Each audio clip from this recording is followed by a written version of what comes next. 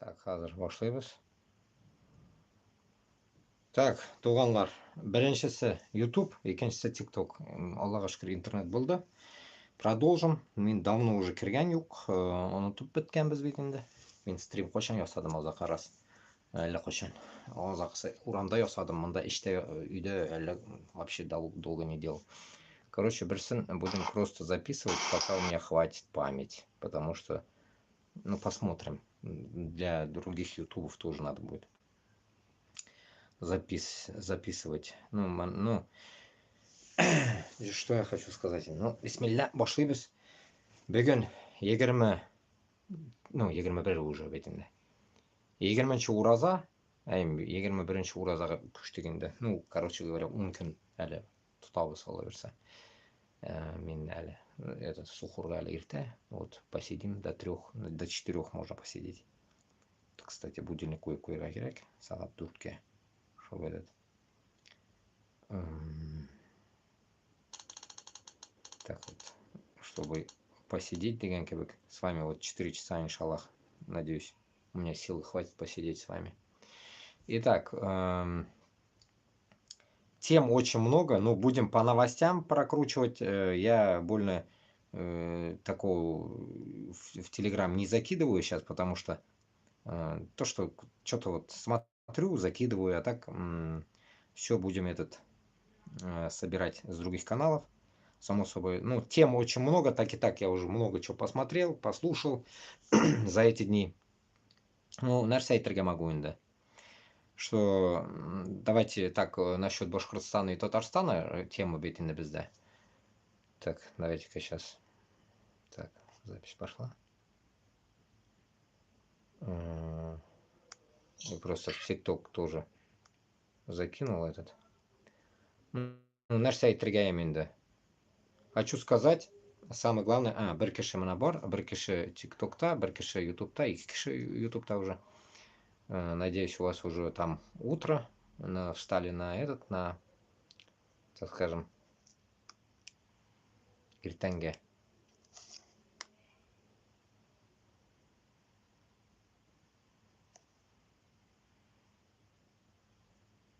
Иртанге намазға. Ну, тема самая последняя, то, что меня вот в последнее время я очень много вижу в Инстаграме. Потоп. Потоп темасы. Так, давайте вот тут тоже чуть-чуть начнем запись делать или нет. Попозже будем записывать. Потоп темасы. Башкортостанда ведь енді затапливает, мен бәлеке шота болғанда да правый-белыйны постоянно, левый-белыйны, правый-белые, постоянно затапливало, постоянно, прям, я не знаю, просто ужас. Вот, шунарға, ну, вот этот, не то что потоп, да, здесь, коллапс какой-то природный, да, там, тут мы можем сказать, типа, тут Путлер не виноват, там Хабиров не виноват, еще кто-то не виноват. Если так подумать, как раз таки, что интересно, в новостях на дожде услышал такую тему, что Бурятию затапливает. Понимаете?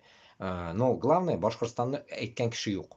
Башкортостанда бір кім сөйлемей. А Бурятию, вот понимаете, прозвучало про Бурятию, то, что затопило там. Ну, я больно не смотрел, просто слушал я сегодня. Да, чисто. И где это, что, как это происходило вообще. А вот мына Башкортостанна ведь, да, вот, если уж, чтобы так, для доказательно, да, было, сейчас вот просто если посмотреть, увидим, не увидим. Ну, вот даже просто, вот, да, вот любое новость, вот, жители Купуярова, вот сразу потоп кірі, понимаете? Я темы эфира как бы даже и не писал, просто, как говорится, сөйлешеміз Башқұртстан, Татарстан турасында.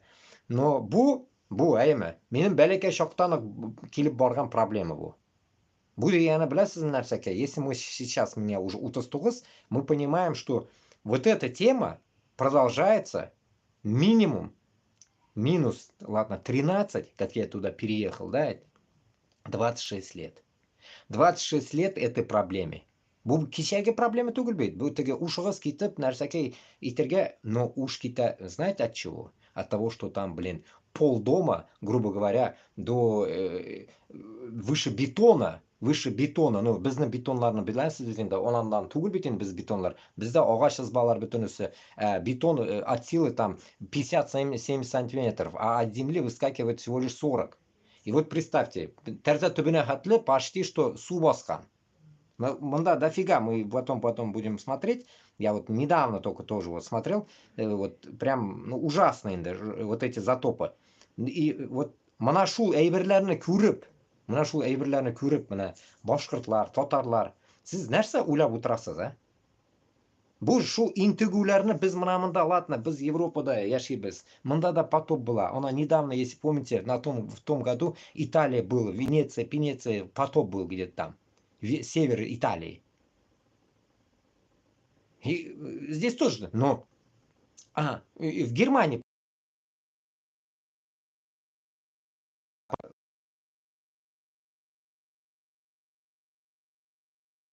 больше нажимаются какие-то кнопки. Шунардан сан уляга зенде. За все время вот этот, ну, грубо говоря, 25 лет, короче, вот этого, то, что я наблюдаю, вот этот потоп içinde, какая-нибудь была помощь? Что-нибудь изменилось? От чего этот потоп? Почему вот это страдание? И еще вспомнил, в прошлом году Оренбург, еще что там, дальше больше, не знаю, Челябинск, все было в потопе. Потом битали еще мен, онда бір ташбаш қыз белән таныштым битали, шул Оренбургтан. Ой, начали давать, деньги дали, то есть начал защищать. Ну, манкуртка. Шунардан соң мен аптырайм бір әйбергә, что безнең халык до такой степени сез шыдарга уйлыйсыз менә, я? Иртәгә бит үлеп китәсез дә инде. 70-100 хәтле генә яшисез бит инде. От силы. Иртәгә үлеп китәсез. Шунардан соң вы что хотите? Вот что вы хотите оставить нам, детям? Когда у вас не то, что там на войне нас уничтожают. На первом месте мы сейчас, на первых, так скажем, страницах желтых прессе. А просто, блин, от потопа у вас жизнь до такой степени униженная. Униженная от потопа. Вот я все время вот не мог заходить. То интернета нету, то что. Вообще илхам юк дұрысын Сулярга нәрсәдір. Понимаете? Нәрсәдір сулярга даже. Потому что тем очень много это все вам рассказывать. У меня просто взрыв мозга происходит иногда, блин. Понимаете? Я не могу сосредоточиться, с чего начать. Что вам рассказать такого, чтобы вы уже начали понимать, что вот эта вся ситуация происходит только из-за Москвы. Заговорив теперь о воде и о землях, само собой, менің бетінде, білесіз бетінде, последний эфир был Северный Башкортостан. Северный Башкортостан и Башкортостан. И кто-то комментарий написал мне, типа, там, не горячись туда-сюда, и бел жверганали на меня. Туганлар, не горячись, я вам одну вещь скажу. Есть только одно слово. Харакят, баракят. Вот если у нас нету харакята, баракята не будет. Поэтому Северный Башкортостан или Южный Башкортостан, разделение будет или как, это будет зависеть от нас. Кто успел, тот и сел. Мана шулай Иракта әллә кайда үтенеп йөргән, хөренеп йөргәнсегез, бөтенегез. Бездә бер нәрсә килеп чыкмаячак. Хөренүне туктатырга кирәк. Урыслар белән особенно. Марҗаны полный рост, бөтенесен дуңкайтырга кирәк. Сез аңламыйсыз шул әйберне. Тут не то, что потоп, нет асфальта там, полнейшая нищета и так далее. Это все от того, что наших манкуртов это устраивает.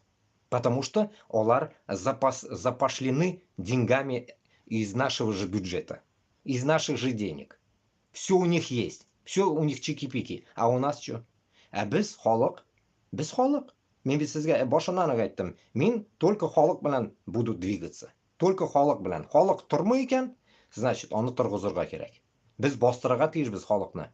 Если нету, как говорится, безнең менталитетта вот этот, так скажем, подъем в данный момент, значит, надо пробудить это. Нам надо, вот тот же, опять-таки возвращаясь, харакят эшләргә кирәк.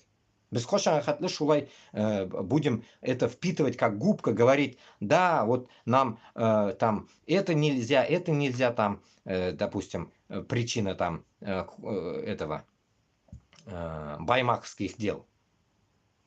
Чуть-чуть рыпанулись, поджали хвосты Алсынова, все заткнулись. И в чем проблема-то?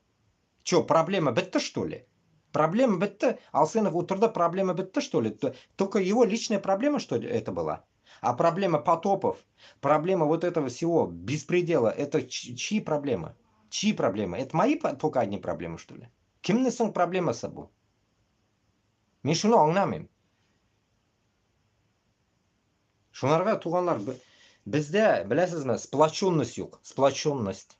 Сплоченность от того, что мы творим, вам рассказываем постоянно. Один с одного трубит, я с другого. Там, но это же не то, что нам нужно. Когда было бы у нас независимость, Башкортостана, независимость, Татарстана, даже это я даже сравнить не могу с чем-то. Я не могу со своим, как говорится, родным Узбекистаном сравнивать это. Потому что там тоже, сами видите, как беспредел какой-то происходит. Я не могу его сравнивать, потому что Башкортостанны независимости мы еще не видели. Мен өмірде көргенім жоқ независимый Башкортостан или независимый Татарстан. Сіз көргеніңіз бар ма? Жоқ, конечно. Мен де көргенім жоқ. Шунарға мы не можем даже сравнить это с чем-то. И поэтому я могу только сравнить это Европой. Когда с Франции едут помогать потопляющим где-то там на западе Германии. Потоп был в прошлом году. Вот я вспоминаю. Как раз. Поехали с Франции спасатели помогать всем. Это до такой степени доброта. Недавно я вам проводил эфир там на улице, черти где, аулда, насчет нацизма. Помните, я вам говорил вопросы нацизма? Но пока карты не могу раскрывать, откуда что это шло. Но был вопрос, были вопросы. Поэтому, исходя от этого, я понимаю, что еще раз вам могу как бы это на своем опыте показать, что нацизм здесь все-таки как-то далеко засунут куда-то. Он есть. И нельзя говорить, что его нету. Он есть, он спит, так скажем. Но или они уже привязали его. Привязали пока, чтобы он мозги не делал. А безде нацизм проявляется только так. Почему? Потому что на войну идут наши, топятся наши.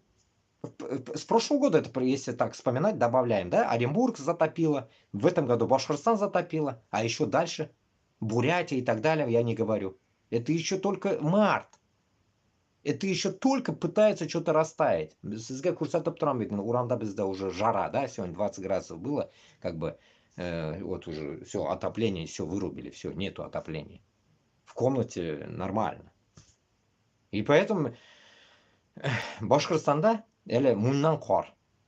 Не только в Башкортостанда, и в Перми, наверное, то же самое будет, и в Коми-то то же самое. Да везде это будет, снега до хера. И потоп будет постоянный. Это не в этом году, я вам говорю. В прошлом году, если было, в этом году уже истерия. Весь Инстаграм заполнен этим потопом. Шунардан, что вы хотите сказать своему народу, что вы до такой степени никчемные, которые не можете даже разобраться с правительством насчет потопа, сказать, почему у вас потоп, и найти ответы, найти тех людей, кто виновен в этом. Да, вы скажете, это же снег, это лед и так далее. Понятно, понятно. Но как раз-таки я где-то увидел такой интересный момент, как где-то так красиво взрывают. Кто-то даже в Инстаграме это там или в ТикТоке выложил там, как красиво взрывают лед, чтобы не было потопа. Понимаете, до Тунеберга можно подготовиться. Люди знают, что есть зима, есть весна, есть потоп. А в чем проблема? А подготовки нету. Почему? Потому что Хабиров оқша шығарасы келмей. Оқшаны талап ята, бүтін оқшаны шығарып ята, оқша шығарасы жоқ. Сіз шуны ғана аңламайсыз, что сізге оқшаны мына шулай тамызып қана берелер. Капает, и вам деньги. Не капает, все, вы в отсосе. И вы думаете, после этого, всего вот этого, вы, как говорится, как истинный народ Башкортостана и Татарстана, который умирает ни за что в Украине, Вы что-то достойны? Вас Москва любит за ваши какие-то достоинства, что ли? Вы чего-то достойны, что ли? Я считаю, что вы ничего не достойны. Мына сізді білесізме, есть только вот такой момент, что тут получается враги, и вы боретесь с чем-то, у вас сейчас все занято, и потоп это как бы не главное. Пусть дохнут там ауылда маллар, сыйырлар деген кебек, әбилер, шәбилер, бабайлар, пусть дохнут. Вам до лампочки. Вот такой процесс у вас идет. Бу нәрсә дегәне? Бу эгоизм. Бу эгоизм. Алланы танымау. Сездә иман деген нәрсә юк сездә. Потому что иман булса, сез әз булса да үзегезне халкыгыз өчен ничектер нәрсә тырышырыгыз. Сездә юк нәрсә. Представьте, вот сравните сейчас в Украине, как работают люди, когда их бомбят. Сколько спасателей, сколько людей помогает, просто вытаскивает людей из бомбежек. Это то же самое, потоп, то же самое. Всемирный потоп, ковчег Ноя или что-то в этом роде. А ССД, вы говорите, как мне комментарий написал кто-то там, я же вам вначале говорил, типа, не раздувай там, кто-то мне написал, да, брат, не раздувай. Брат, я тебе тоже отвечу. Раздувай, не раздувай, уянырга эме. Уянырга. Сиңа атаң белән анаң кушмый. Мин сиңа кушам уянырга. Поэтому, как говорится, если бы я тебе не говорил бы это, если бы я не вел бы вам этот эфир, вы бы мне сказали бы, сине эшең түгел, бар юкал нахрен. Примерно вот так ты бы сказал бы, и ты был бы прав. Но в данный момент я вам призываю это сделать, чтобы вы очнулись. И как один заметил мне, что кто-то внутри призывает, внутри что-то бурагозить. Внутри я вас никогда не призывал бурагозить. Внутри никогда нельзя бурагозить с таким правительством. Вы не в демократии живете. Вы здесь можете, во Франции, где-то там бурагозить. И то, если там вас поймают или что-то там посадят, там разберутся, выпустят. Ну, от силы, может, пару месяцев посидите и все. Но не в каторгу уйдете. Здесь не каторга в тюрьмах. Шунарга, дуслар, причин очень много. Не только вот этот Куштау, Муштау, Птау, Алсынов. Нет, причин много. Причин много, чтобы шырпы кабыздырага. Понимаете? Чтобы огонь разгорелся, причин много. Но и каждая эта причина вам просто донос того, что есть сәбәп. Аллах Таалам любой яктан сезгә сәбәп чыгарып тора, сез шуны аңламыйсыз. В чем ваша проблема? Почему до такой степени у вас беспечность выше всего? Вы думаете, что вам дети спасибо вам ваши скажут? Мы сдохнем все, уйдем, а вы, как говорится, оставите за собой детей. Вот у меня дети, у вас дети, у всех дети. Что они будут видеть после нас? Атам белән анам кылмаган эшне мин кыламмын инде, дияме ул. Они что скажут? Наши отцы были лохами.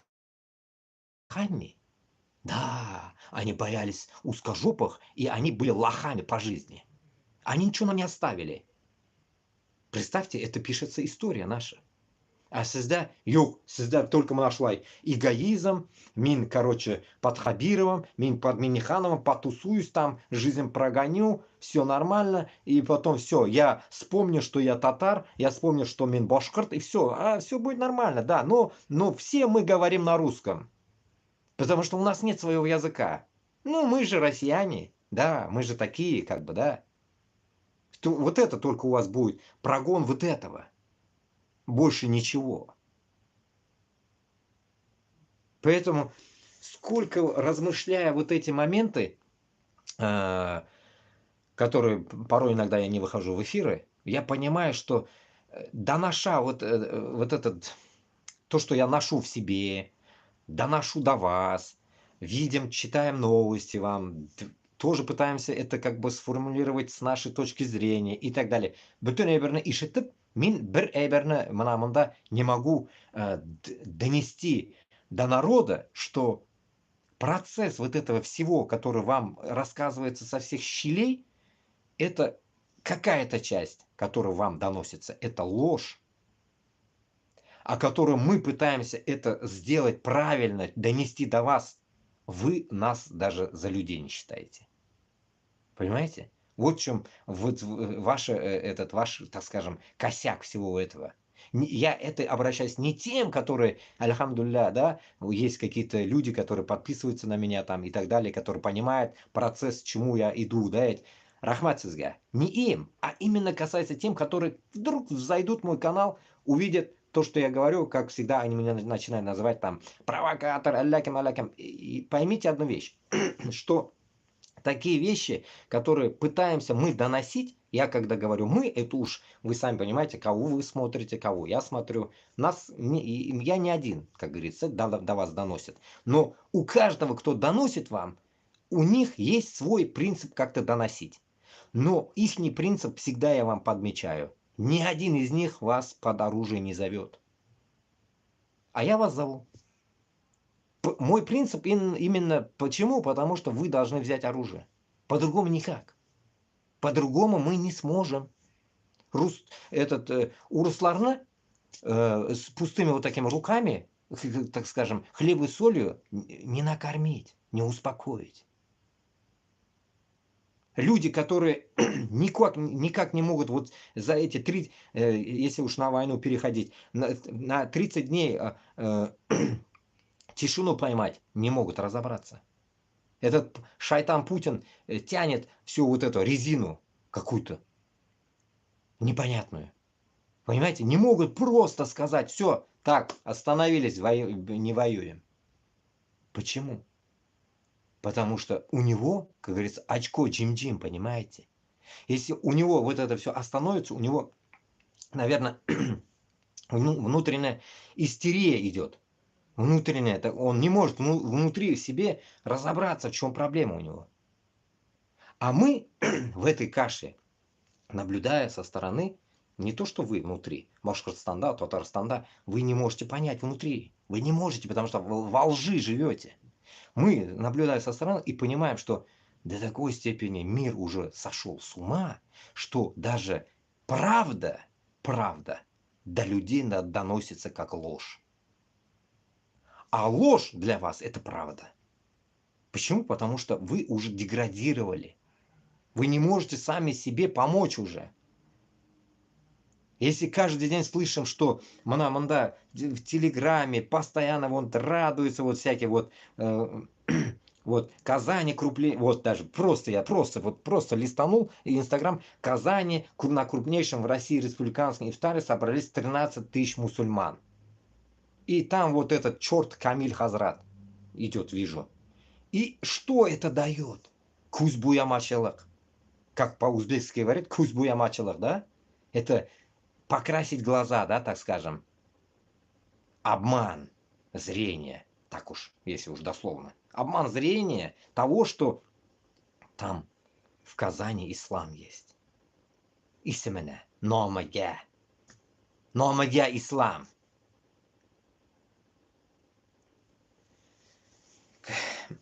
Шунарга туганлар.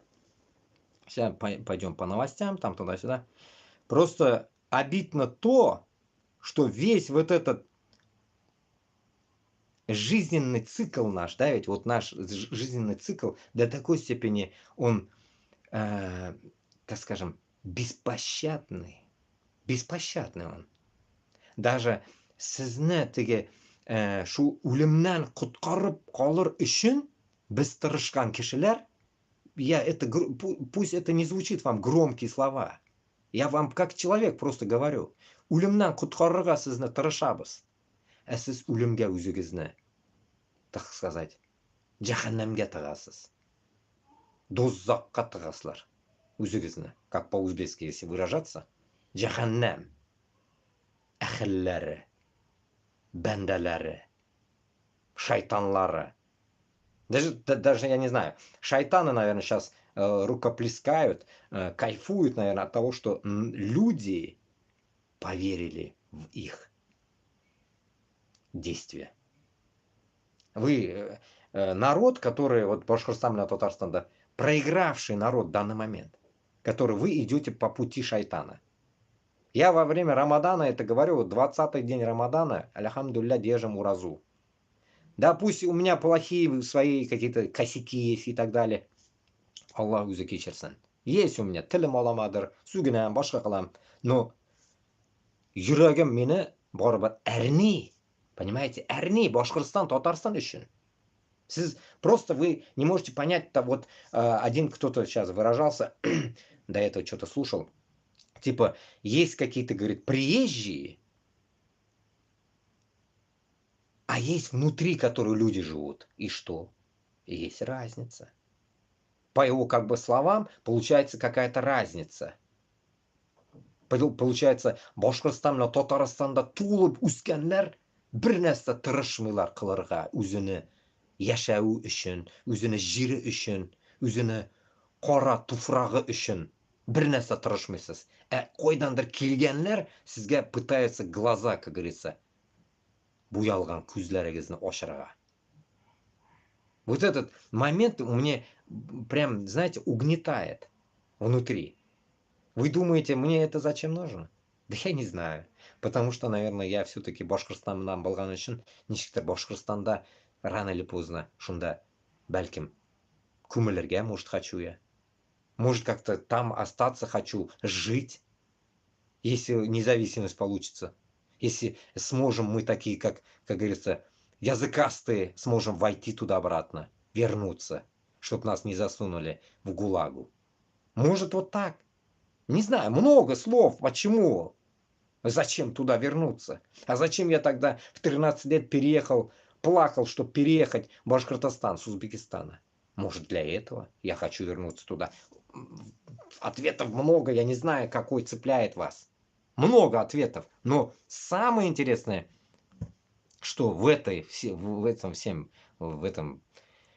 так скажем, шайза, урщает мемяля шулсызна, в этом положении, как говорится, что Башкортостан или Татарстан халкы до такой степени обрусевшие, что им говоришь, как будто бы я общаюсь с узкожопами.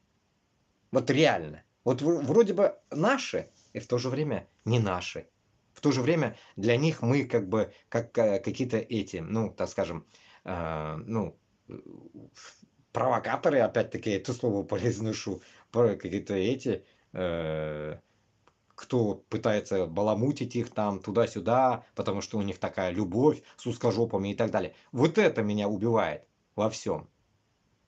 Поэтому, туганлар, я считаю, что каждый вот этот процесс, который вы видите вот в вашей жизни в данный момент сейчас, Башкортостанда, Татарстанда, это вам, я не знаю, может быть наказание, потому что сіз мына яшайсыз әйме в таком мрачном, так скажем, понимании того, сейчас, секунду, просто этот, вроде бы үйде утром на всякий насморк как будто бы. Живете в таком, ну, так скажем, в замкнутом таком кругу, что вам, ну, говори это, не говори, у вас вот процесс всего вот этого, ну, как сказать, ну, урысқа сөйлеген кебегенде, понимаете, мына мен сөйлейм, вроде бы нәрсеге язалар, комментарии потом это, после эфира там что-то пишут, то все, кто-то плюс, кто-то минус, но постоянно говорят о том, что мин оказывается, шундай алама, что, но алар, башкорт или татарлар, он шундай әйбәтләр, которые, как говорится, үзене хужасы урыс белән әйбәт яшиләр икән. Но үзләре кул булганын аңлап җитәлмиләр, наверное. Вот этот меня не могу в нем найти смысл жизни даже. Понимаете? Почему рабы до такой степени привязаны к своему хозяину? Почему они не могут понять, это, что рабство узкого мира, это рабство. Это хозяин твой. И ты, как говорится, раб. И тебе говорят, туганлар, хватит быть рабами. Давайте в 21 веке жить спокойно, чтобы мы, Башкортостан и Татарстан, были связаны с Европой, с Америкой, да хоть с Луной. Разницы нету, хоть с кем связывайтесь, но с узким миром мы не можем связаться ничем. И невозможно нам связаться.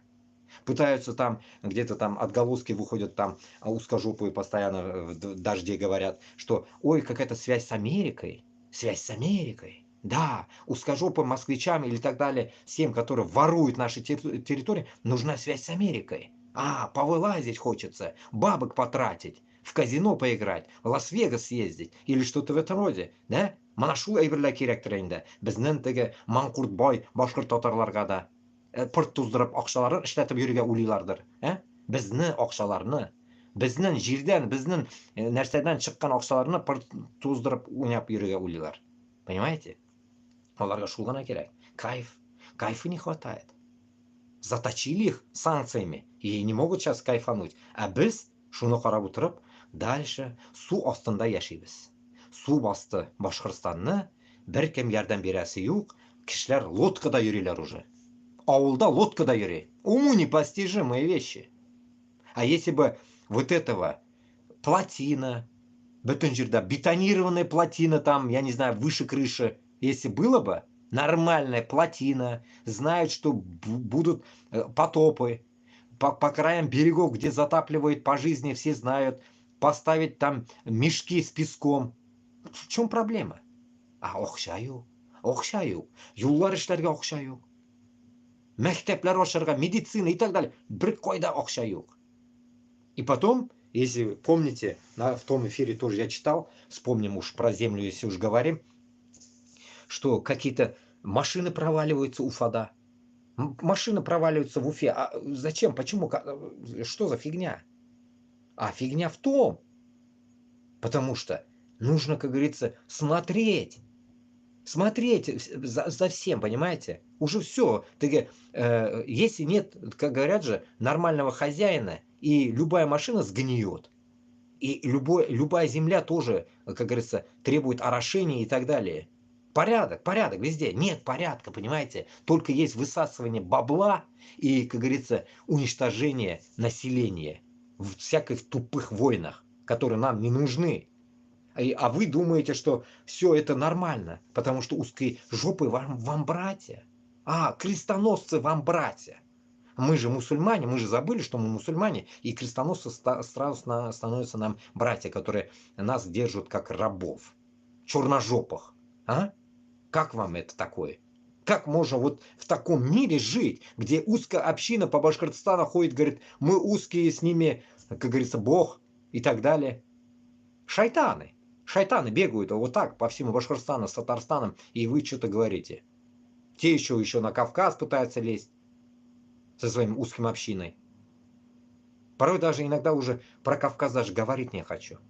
Мне кажется, они спят тоже мощным этим, так скажем, противовирусным таким этим, который никогда не пробуждается, они, как говорится. Кавказдан что-то тоже, көңіл суынды уже. До такой степени, что, не знаю, как-то фигово аж. Как один день Лапти опять сидит, врет. Мы, говорит, захватили Курск и так далее, что-то там выбили, что-то все выбили, все забрали и так далее. Никто ничего там не выбивал, врут. А во всех ВКонтактах об этом пишут всякую вот эту ересь. ВКонтакте Башкортостан нәрсәсендә все вот это вранье. Вот чем вас дурят даже ВКонтакте ваши же вот эти земляки ваши. Башкортостан, Татарстан шул нәрсәләре. Группа кардәшләре. Кем алар? Эт белсен, кем аны ачкан? Башкорт ачканмы, татар ачканмы, урыс ачканмы? Эт белсен, кем аны ачкан. И везде какая-то ересь, что каждый эфир заходишь, ой, захватили Курск, зашли туда. И завтра напишут, захватили Киев. Не, напишут, завтра захватили Лондон, Париж. И все поверят. О, класс. Вы понимаете, вот в каком лоховском мире вы живете. И вам это нормально. Это до такой степени нормально вам, что вы готовы, как говорится, мать с отцом продать, лишь бы, как говорится, за Путлера, как говорится, сдохнуть. Примерно так. Ну, зачем это вам нужно? Если мы если мы, башкирт белән татарлар, әйме, уменьшаемся в численности, вы не можете понять, не то, что там потопы в Башкортостане и так далее, это фиг с ним, ладно, скажем, да, мелочь в данный момент, когда народ умирает. Просто так. В Украине. Топыйлар только так теге. Урдакка нәрсеге топаган кебек. Ашарга.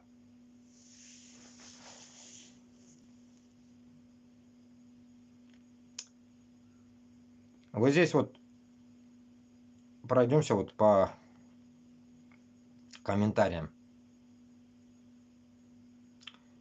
Бір брат телеграмда ташлаган. Давайте прочитаем, наверное, уже закинул, чтобы люди прочитали. Ну, такой, я пока не понял его, давайте вместе будем понимать, о чем тут. Я так глазами пробежался, о чем речь.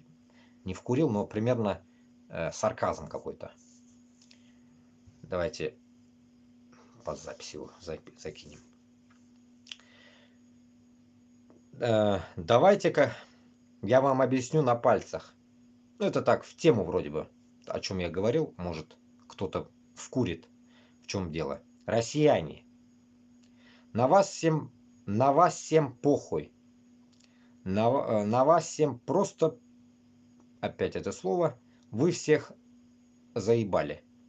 Вы заебали всех своей полуумной страной, своим полуумным фюрером, своим вечным шантажом и неадекватностью, своими подводными лодками, бомбардировщиками и парадами сбитыми Боингами, технологическими авариями, непредсказуемостью и вечной гранаты в обезьяньей руке, Лениным и Сталиным, Путиным и Распутиным, Берлинской стеной и вечной войной. Вы ебали всех на курортах, пытаюсь уж не произносить эти слова, в Турции, Испании, Тунисе своим хамством, своим быдлячеством, своим мусором и пьяной агрессией, своими пилотками и колорадками. Вы всех своей иммиграцией имели, своей любовью к березкам, своей защитой узких театров в Таллине, своим дождем и интервью с мэром Риги, своим снобизмом и высокомерием, умным голосованием и оппозиционным руководителем признанных комиссий. Килишем вот этими моментами. Вы то же самое. Приезжать запарили, типа, давайте будем это слово произносить. Запарили приезжать в другие страны, не учить там язык, но учить всех жизни. Да, на самом деле я это вам постоянно говорю. Язык никто не учит. Защищать узкие школы Толстоевского и Пушкиным. Рассказывать, как их надо любить. Носить кокошники, болеть за Акинфеева. Оле-оле-оле. Вы задолбали рассказывать, что узкие хорошие, а во всем виноват один только Путин. И узких надо снять санкции. Угу. Это что-то такое конкретный чувак, вроде бы и навальнистов ненавидит. Вы запарили обвинять вечно те страны, в которых живете в поддержке путинского режима и покупки газа. То есть вы сами лично и всех, что только можно, ну типа потеряли. Потом приезжаете к немецкому бюргеру в гости, живете у него, получаете документы и начинаете ему рассказывать, что это он виноват, потому как не живет в берлоге и не топит дровами, а покупает газ для комфортного отопления своего фольфарка. И немецкий бюргер от такой логики немножко офигевает. Такое слово уж давайте произнесем. Тут прям откровенно написано все. В моем стиле, не во время уразы. И не может понять, в чем он виноват. Он покупал газ не у Путина, он покупал газ у России, которая и банулась, и вырастила Путина, а виноват Олаф из Саксонии. Вы парили, короче, рассказывать, как все во всем должны в Шенген поддержку скинуть Путина, освободить Навального. Вы запарили всех своей инфантильной безответственностью, неспособностью взять на себя часть своей вины и, главное, исправить ее. Когда весь мир собирает на Байрактары Украине, вы собираете на свое унылое голосование, чтобы стать депутатами не до рейха. И в какой-то момент вы всем этим набором запарили Всех настолько, что от вас просто устали. Никто не хочет разбирать, кто у вас там, блядь, хороший, а кто нет.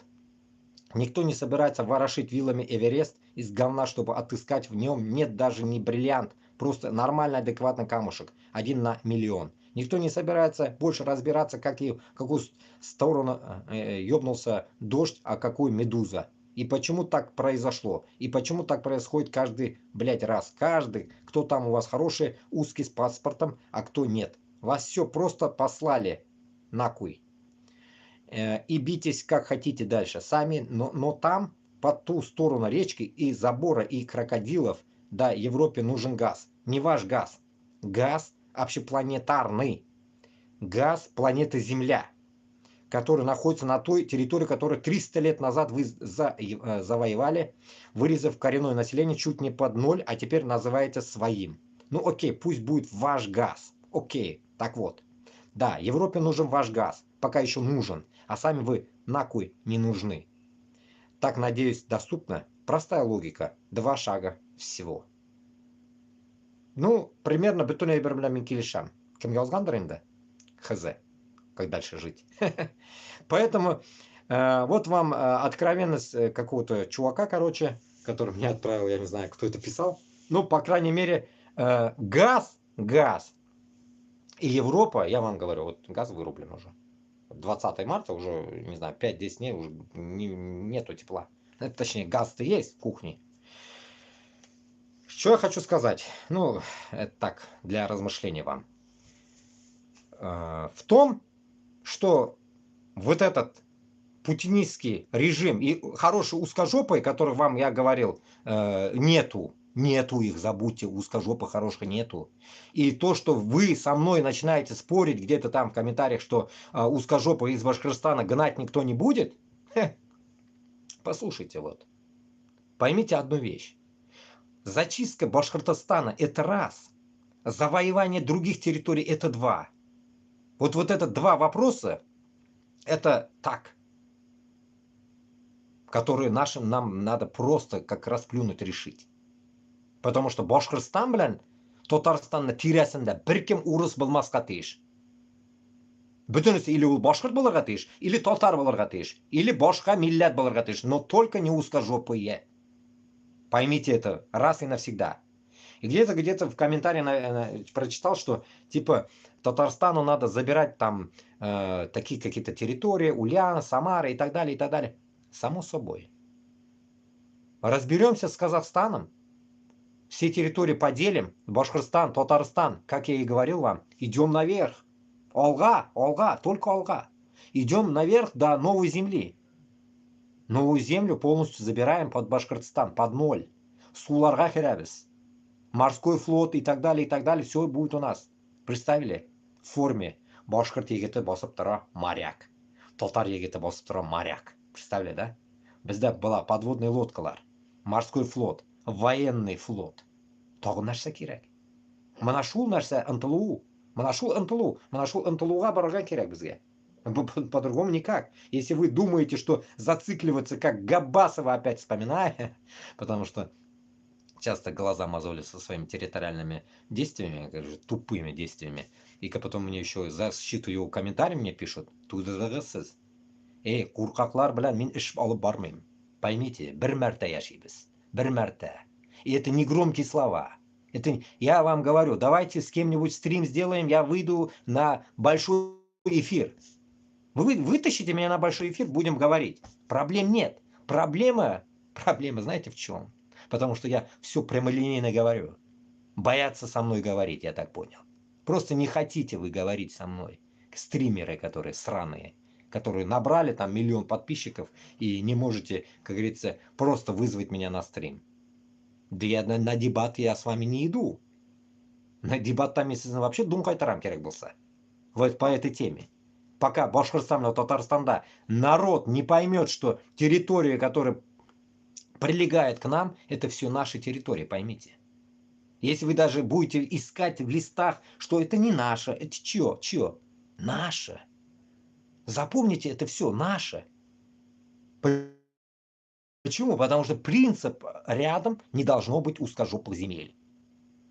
Даже и в Москве, по сути, не должно. Москву я, как говорится, прям дарю Украине, чтобы забрали нахрен. С потрохами Москву сделали Киев-2 туалетом. Все. Чтобы там не было никакого Москвы. Я буду рад. Чтобы мы раз и навсегда забыли, что такое Москва. Чтобы мы никогда не помнили, что была вообще эта гнилая Москва. Сделайте там, я не знаю, Дубай 2 сделайте. Хоть что сделайте. Киев-2. Не знаю, туалет сделайте. Я не знаю. Ну, главное, чтобы мы туда больше никогда не ездили. Башкортостан и Татарстан должен создать такой агломерацию мощную, что bütün Башкорт белән Татар шунда агып төшәргә тиеш обратно. Нәрсә өчен? Үземне җиремдә яшим дип. Үземне җиремне мин яратам икән бит дип Америкадан да бүтән җирдән анда кайтырга тиеш халык. Менә шундый дәрәҗәгә без Башкортстанны алып барып куярга тиешбез. Аның алып баруына только без сәбәпче. Biz gene эшли алабыз шуны. Сезнең белән бергә без инде дигәчендә. Бөтенебез. Бөтенебез генә без шуны можем сделать. А если вы спите и думаете, что мы будем также с узкими рабами у узких и будем с узкожопами жить дальше и думать, что вот это все там территория это типа все наше общее, там мы типа не подневольные, мы рабы там, да вы будете такие рабами. Вы нам не нужны нахрен. Поэтому, туганлар, bir әйберне мен сезгә әйтәм. Башкортстан белән Татарстанда бер генә лозунг булырга тиеш. Без урыс түгел.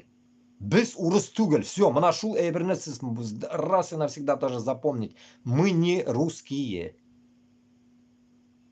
И с нами Аллах Таалям. Не Бог. Безнең белән Аллах Таалям и мы не русские. Без мусульманлар. Аллаға шүкір. Аллаға шүкір дейгіз, что сіз әлі мұсылман болып туылғансыз. Урыс түгіл аузына тишин. Понимаете? Мына нәрседен ғұрурланырға керек. Ғұрур көруге керек. Бүтін ишіктің тибіп ашырға тиішбіз біз. Біз қорқып ятабыз. Нендедір сасаған, күтін юмаған урыстан. В чем проблема наша? Потому что иман юк бізде. Иман юк. Иман юк бізде. И как раз Мананда, сегодня я закинул вот этот, про него тоже чуть-чуть схожу, просто в глаза подался и решил погуглить. Вот этот чувака, я раньше слушал, такой голос у него был, Файзов какой-то, Ильдус Файзов. Я думаю, чё, почем, короче. А он, оказывается, чертом был. Да все муллы вообще, Башкортостан, Татарстанда все, бүтін шайтан. Теге бабай, танцевать итеп йөри. В Инстаграме видел, там пишут, что там. Бабай танцует со всеми, а что танцевать нельзя, то все. Танцуй, не танцуй. Во время ифтара танцуют они. Басқа замапипа. Білесізім бір әйбірні, что всякие вот такие муллы, это все, как говорится, безнен душманлар. Башкортостан и Татарстанда мы обязательно должны, так сказать, не то, что там иман юк дегенімда, я вспомнил это, то, что вот этот процесс весь, который происходит там, Камиль, там вот этот черт, еще вот этот имам Башкортостана, который по всей теме рулит, что за хайван, бабай енді 100 яшьлек, онытам шуны исемен белән. Шул инде, короче. Бүтүнесе алар бит инде урысны күтенә кергәннәр, алар без кеше түгел. Аляудин еще Москвадагы Ташбаш. Короче говоря, Башкортостан и Татарстанда обязательно была ислам дәүләте. Обязательно. Но не с такими типами. Буларны бүтүнесен пештерергә заново.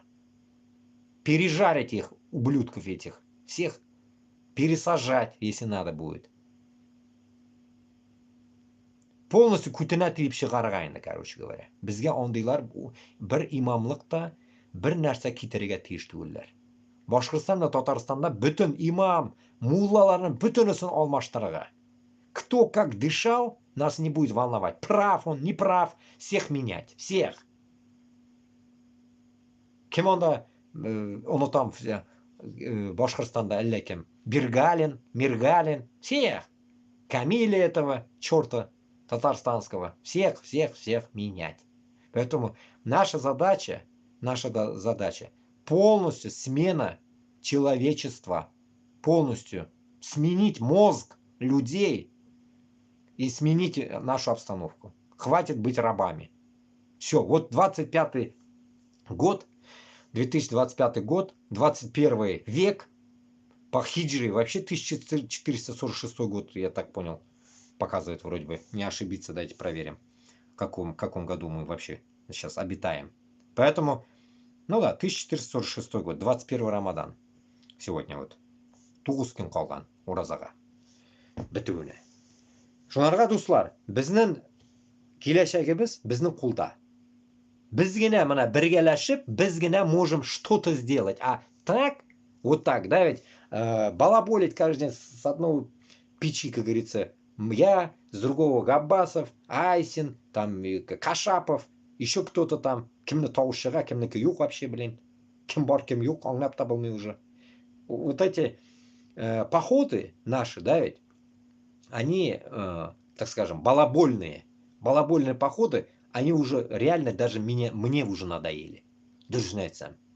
Мен ведь сізге прямолинейный кеше, мен ведь прямолинейные дела люблю делать. Не люблю вот это. Обман, потому что мен өзім алдай алмаймын. Мен өзім алдаған болсам, значит мен кішіні алдаған болам. Это идиотизм полный. Как так? Поэтому я вам хочу сказать, что Башкортостан и Татарстанны только құралға ғана көтеруге керек. Только поставить на оружие. Пока мы в руки не возьмем оружие, мы ничего не сможем поменять там. Потому что быдло народом, который внутри сейчас находится, которые пойдут против нас, мы только оружием можем остановить. Только автоматные, как говорится, пару раз перестрелки приведут их, как говорится, нормальное понимание, я думаю. По-другому никак. Шунарға бізге кровь из нос 50 мың кіші, 100 мың кішіні жерге тиішбіз біз. 50 мың кіші обязательно 30-дан 50-ге қатылы мужиклар жиыларға тиішлер. Шитте, іште түгел. Іште мы найдем молодежь, которая, как раз таки я в тот раз тоже об этом говорил, молодежь, которая пытается вроде бы и хочет помогать в наших делах. Ну, я, так скажем, говорю, что только внутри. По территориям, которые будут, ну, как бы, присматривать, пока мы пойдем походом на Москву. Это я вам постоянно об этом говорю. Вот только таким образом. А плацдарм Украины, дуслар, мне кажется, мы уже потеряли. Мы уже конкретно опоздали уже. Уже не надо тут даже обманывать себя. Если даже что-то будет, там у нас уже нет шансов в Украине. Значит, бізге у нәрсекей болмаған бұл. Насып қылмаған бұл. Потому что мы телимся долго.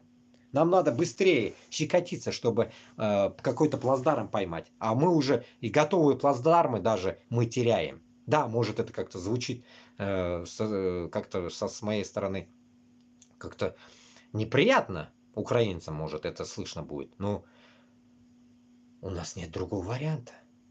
У нас реально нет другого варианта. Мы в Куандыкский коридор воткнуться. Это значит, только надо договариваться с Казахстаном. А с Казахстаном, сами понимаете, как мы договоримся, если у нас нету, как говорится, общего какого-то знаменателя. Башкортостан и Татарстандан дюкбер какой-то принципиальное какое-то движение даже не можем мы собрать. Одно единственное какое-то движение, чтобы оно могло сказать так Казахстану. Так, Казахстан, дуслар, туганлар, нам нужен плацдарм. Вы, как говорится, не видели, мы вас не видели. Нам надо войти в Куандыкский коридор и раздолбать, как говорится, наше правительство. Вот этот процесс нам нужен. Далеко бегать не надо. Я вам теребил об этом постоянно через Крым, туда-сюда, какие-то разные методы мы уже перепробовали, ни хера ничего не получается. В идеале можно было бы, если бы у нас 50-тысячная армия была бы в данный момент, пока мы это говорим в течение года, то мы могли бы сейчас присоединиться к Курску, к украинцам, и мы не то что Курск выбили бы, мы все подряд выбили бы, до Москвы дошли бы, если надо. Понимаете, Манашула и Эберне мы упустили. Упустили раздолбать Москву.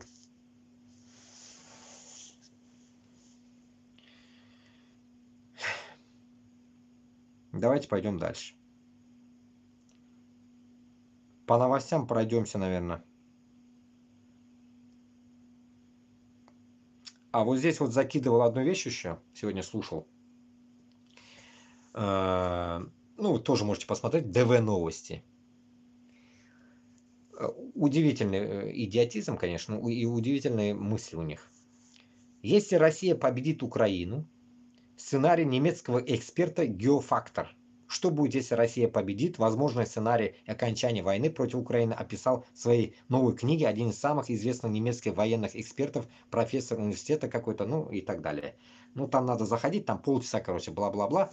Но в итоге оттуда вырвем кое-какие, то, что я запомнил, моменты. Короче, как он говорит, что, оказывается, узкожопые могут забрать город Нарву, типа, допустим, да? И в этот момент, может быть, только точечное какое-то препятствие могут сделать Евросоюз.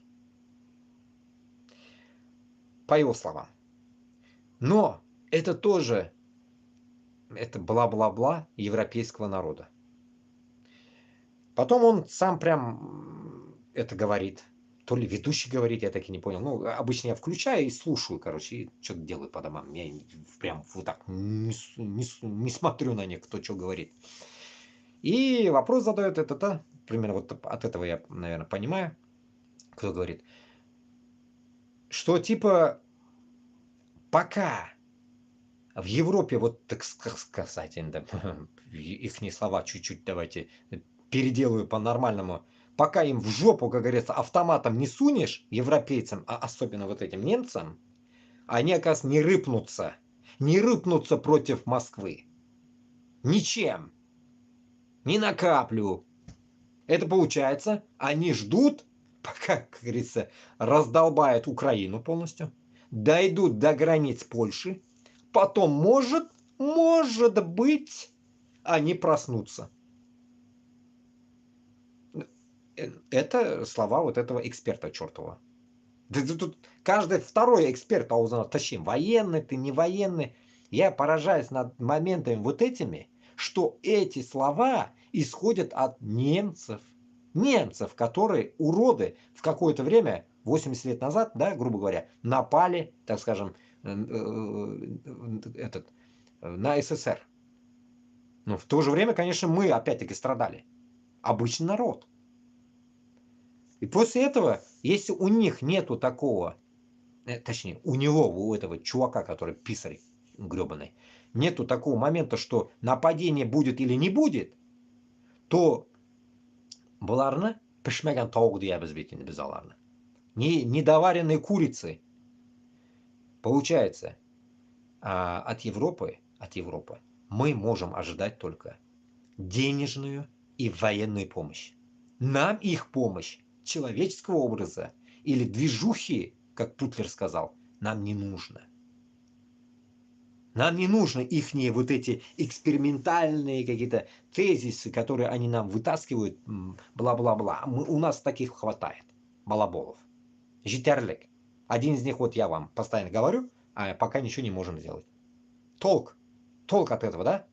Поэтому вот это теоретические какие-то эксперты, которые, так скажем, словесно только могут лялякать, а, ну, само собой уж нельзя сказать, что Германия не помогает Украине, мы не можем сказать. Вот именно, помогать могут только баблом. Но и то не всегда. И не во все время. Потом второе. То, что самое убило меня вот это. Короче, когда войдет Украина в Европу, не войдет, короче, это какой-то второстепенный вопрос.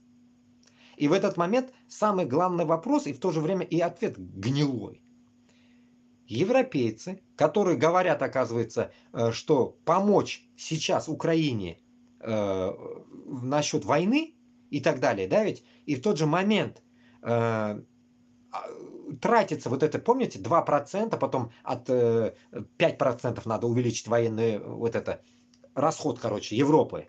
Как Трамп им постоянно говорит, увеличьте свое этот, так скажем, расходы, короче, на военные эти нужды. Если они это будут делать, через какое-то время, как полгода остановка войны, 1,5 года, через 1,5 года, если Путлер нападет, там теория, не нападет, теория, то немцы, типа он за немцев же говорит, он же как бы Sprechen Deutsch, и вот поэтому он говорит, могут остановить. Нахрена они скажут, если Путин не нападает, то расход делать на это оружие. Ну вот Польша и Литва, Латвия, Эстония, они так не думают. Потому что они, блядь, с врагом рядом живут, как и Украина.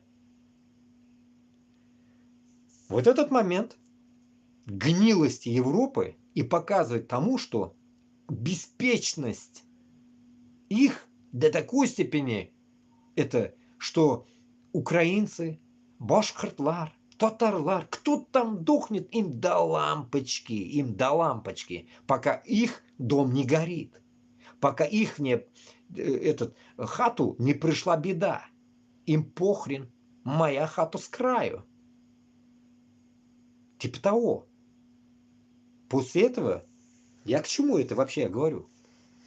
К тому, что Башкортостан, Татарстанда шулук проблема. Та же проблема и у нас. Нам никто не поможет. Поймите, если мы сами себе не поможем. Нам не помогут. Если мы вот эти моменты, если вы даже вам не интересно слушать, но я вам пытаюсь это доносить, я слушаю, потому что мне это интересно. Я вам примерно доношу от своего имени, как мне дошло. Если не верите, сами зайдете, послушайте там полчаса, фигня. В машине едешь, можно прослушать. Что я хочу сказать? Что европейцам, я вам об этом даже на улице везде говорил, всегда вон туда-сюда хожу, да, что гуляют, живут, просто жизнь протекает как есть. Им не нужно ничего такого, чтобы беспокоиться. Подавно американцам. Подавно вот этим трампистам, этим уродам всяким. Понимаете? Оларға только ақша керек. Расход им не нужен. И добавлю, если украинцы тут есть, украинцам отдельно. Украинцам я в тот раз тоже говорил, не нужно вам ходить в Европу. Не нужно. Мне нужно быть Европейским Союзом. Почему? Потому что это, в первую очередь, это не по-мужски. Второе. Нужно строить свою независимость. Независимая Украина. Независимая. Нахрена, как говорится, вы будете умирать за европейцев? Допустим, эта мысль пришла мне недавно. Допустим, вы сейчас первая армия на земле. У вас на сравнении с вами сейчас в данный момент пока никого я не вижу. Одни какие-то тролливали. Всякие террористы, игилы, всякие хрень на земле расползлась. Вы уже как бы боевые люди. Когда, если что-то произойдет в узком мире или здесь, в Европе, кто-то нападет, кто первый пойдет? Если вы войдете в Европейский Союз, вы пойдете первыми. Нахрена вам это нужно? Вам это надо? Когда у вас беда, вам кто-нибудь приехал? Никто. Никто за вас не хочет умирать. Вот сегодня как раз я шлялся на улице, почему яйца? Я не могу понять, я так и не понял, почему везде яйца. Но я потом дошло до меня, что какой-то манифест был. Хз, что было. Но мне кажется, была какая-то хрень, но это молодежь, студенты, конечно, были, больно мелкие люди ходили там, очень молодые, вообще там 15 лет, может, 20 им. Думаю, может, было такая хрень. И не могу сказать, конечно. Такие моменты бывают тоже. Не посылать войска в Украину. Но это то, что было, я не могу сказать, что. Но я вам просто пример привожу. Не посылать войска с Франции в Украину. Это такое было, тут звучало. Не хотят они умирать за Украину. Поймите это. Я вам это в тот раз тоже говорил, 1000 раз я вам постоянно говорю. Им не нужно здесь тишина, альхамдулилля, порядок здесь. Поймите одну вещь, украинцы, что за вас, вдруг, если даже кто-то будет умирать, это может мы будем умирать. Это так, нечаянно и то тоже. Потому что мы пойдем, если бы, конечно, уже не пойдем, может, я не знаю уже, пошли бы через вас, как говорится, долбить Москву. Вот в этот момент интересно нам будет. Но с Европы вы никого не ждите. Как посчитали, 30 тысяч армии вам не на один зуб не вхватит. 30 тысяч армии. Из узкожопых там минимум 1 миллион идет. Просто эти новобранцы 1 800 000, 2 миллиона в узком мире. Просто 2 миллиона. А у вас от силы сказали 600 тысяч у вас. От силы. А так 450.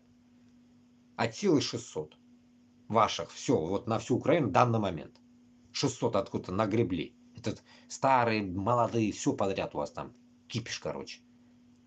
И тут европейцы дают 30 тысяч, блядь.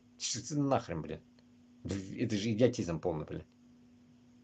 Я думаю, 30 тысяч этот из Башкортостана с Татарстаном мы легко вытащим. Легко 30 тысяч вытащим.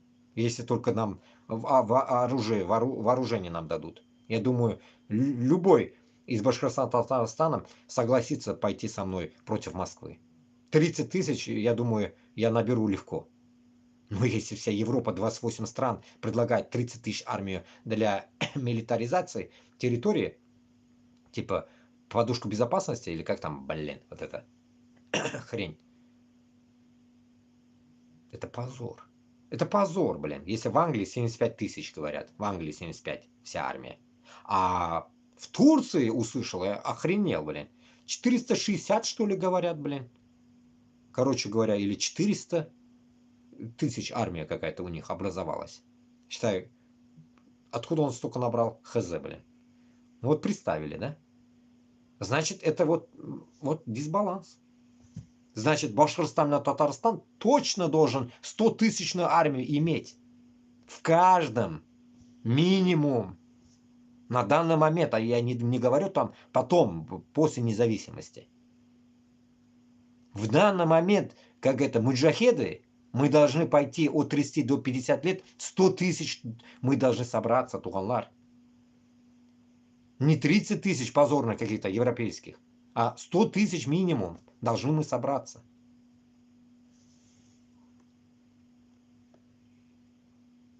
Поэтому, туганлар, если слушать вот эти моменты всяких экспертов, европейцев, я понимаю одну вещь, что европейцам доверять можно. Надо искать подход. В какой? Только выкачивать с них деньги. Другого варианта нет. Оружие и деньги. Технологии, оружие и деньги. В данный момент до уничтожения Москвы. А потом уже строить нашу независимую Башкортостан и Татарстан с ними же, только уже, так скажем, в гражданской форме. Уже не под гнетом военного образования или там военного помощи или что-то в этом роде, в таком щепетильном состоянии. Нет, а именно уже более спокойном, независимом Башкортостане и Татарстане. Завозить там, само собой, заводы их, фабрики и так далее, и с ними как-то какое-то строить отношения. Как вот недавно увидел этот,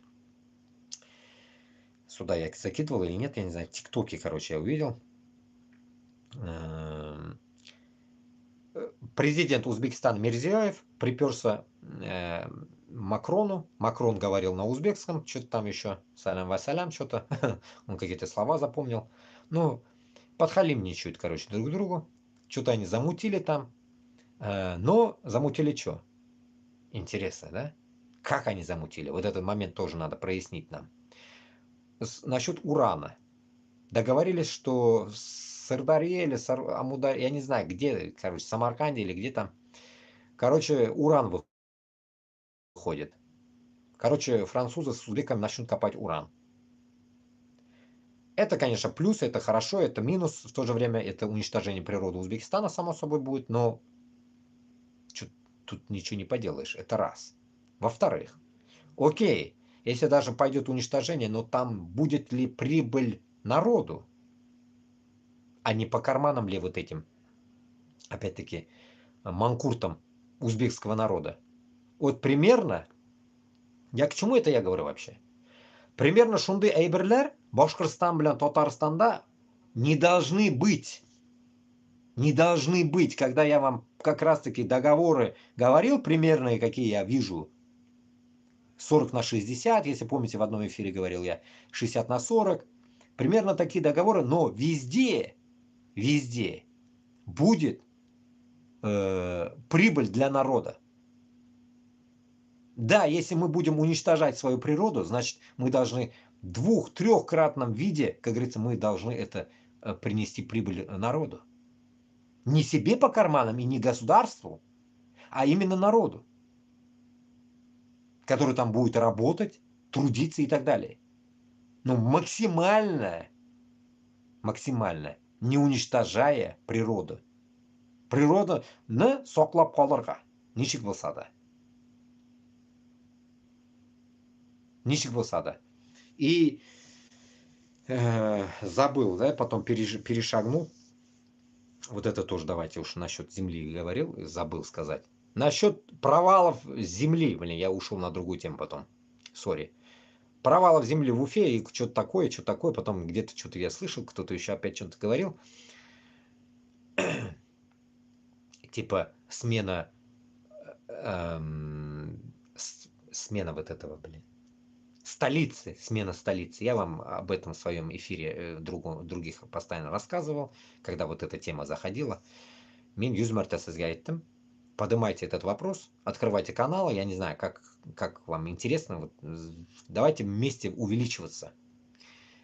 Башкортостанны, когда я вам говорил северное и южное, я именно принципиально это веду к тому, чтобы южная часть башкиртов особенно очнулась о том, что если мы вместе с севером и югом, если мы не разделяемся, значит мы действуем по одной дорожке.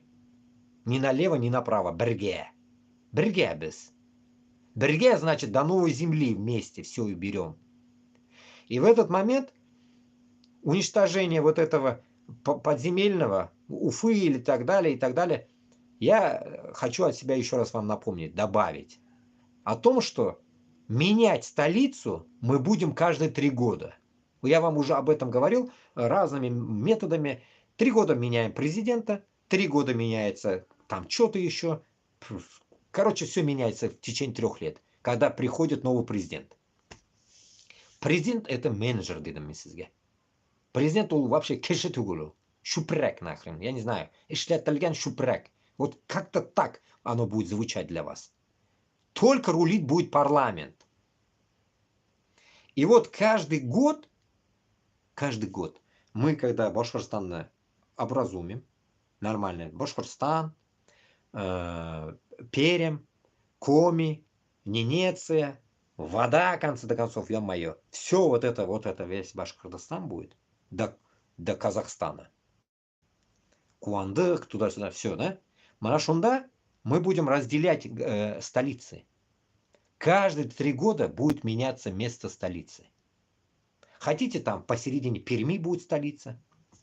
Хотите, где-нибудь там в Баймаке будет столица. Учалах, Мишкинский район. Хоть кайда, короче. Где вот будем играть, короче. Типа карты. Деньги 2 ствола. Будем что-то разыгрывать, короче. Бах, какой-то выиграет район. Там и будет, короче, столица. Понимаете, каждые 3 года. К чему я? Как кто-то сказал, типа расход будет. Расход будет, само собой. Вы что, блин, от расхода боитесь? Когда вас грабят каждый год триллионами, и тут побоялись расхода? Конечно, расход будет. Каждые 3 года будет подниматься наша дегенде, весь Башкортостанны шәһәрләре үсәчәк. Ул нәрсә дигәне? Значит, бәләкәй генә Баймак авылы, Баймак, ну, район бит инде ул, бәләкәй бит инде. Даже мин яшәгән районнардан бәләкәй бит инде. Мин Уфа кырында яшәсәм, ул анардан да бәләкәй бит инде. Шул бәләкәй җирне без увеличим в течение 3 лет. Это задача будет этого президента, который туда назначится. Ну, допустим, Алсынов, допустим, 3 года будет президентом. Мы его вытащим с тюрьмы, и будет 3 года, допустим, да, Алсынов. Вот за 3 года ему будет поставлена с парламента, поставлена задача за 3 года его сделать богатым городом. 3 года столица. И он начинает там все марафет наводить. Потом играется опять лотерея. Играем, бах, что-то становится посередине Перми. Ну, допустим, я не знаю, Пермь, какой-то город, хз. Там что за города, я же не знаю. Там будет столица. Все, выдвигаемся туда. Все туда. Строится город. Потом бах-бах-бах, опять карты. Строим, бах, еще где-нибудь там. Учалы. Миас. Челябинск. Все, это же тоже наше. Все там порядок наводится. Там столица 3 года. И так, короче, блуждающая столица у нас будет. Там. Короче, дискотека была. Мына шулайрак без бүтін Башқұртстанны ояққа бастырып алабыз. Ул нәрсә дигәне? Ул дигәне, что һәрбер кадам, һәрбер шаг, который будет проходить по Башкортостану и Татарстану, 3 года, допустим, Баймак 3 года, потом Ишимбай, Стерлитамак, это даже не сказал, да, вот, допустим, все по 3 года, и каждые 3 года будет продвижение людей, продвижение территории, сплочение, так скажем, деревень с городами, расходы, доходы, все, вот это и есть богатство народа. Мына шулай гына кешене без байытабыз. Каждый год смена территории и смена, получается, бюджетных денег будет обогащать те земли. Как кто-то говорит, кантон была, кантонное типа распределение или что-то в этом роде. Да хоть как вы его называете, блин. Главное, чтобы вот эти территории каждые 3 года менялись и обогащались. Вот наша задача. Само собой, я не говорю, что если мы, допустим, Уфу передвинем на Баймак, и Уфа будет обанкротиться. Нет. Город, да, и также будет жить. Разницы нету, где сидит президент. Не в этом суть. Мы не Москва. Мы вторую Москву не строим. Поймите, что все стекаются баблов на Рублевку. Не. Я не к этому, Туганлар. Нет. Имейте в виду, что это просто марафет будет наводиться под город. Ну, так скажем, Баймак битен шахар тульдайнду. Примерно. Стартамак шахар, но задрыпанный. Ишимбай тоже бүкләнеп беткән, как говорит, сүгенмеш әйтергә.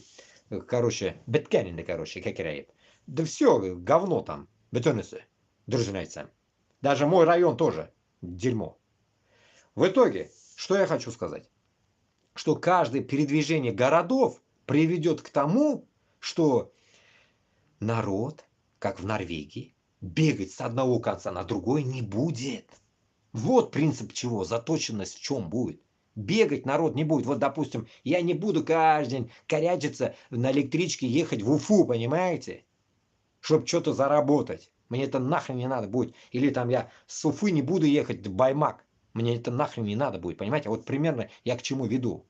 Это и есть стабильность городов. Где вы видели, что все... Ну, кстати, во Франции тоже пока этот бардак, конечно. Все прутся в Париж. Все бабло думают там. Да и бабло и здесь то же самое есть. Просто надо, как говорится, ну, здесь тоже щекотиться.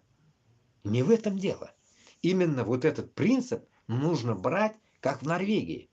Что Норвегия на Тромсосан да шулук хок, Осло да шулук хок. Никакой разницы нет. И Ставангер, и везде одна цена.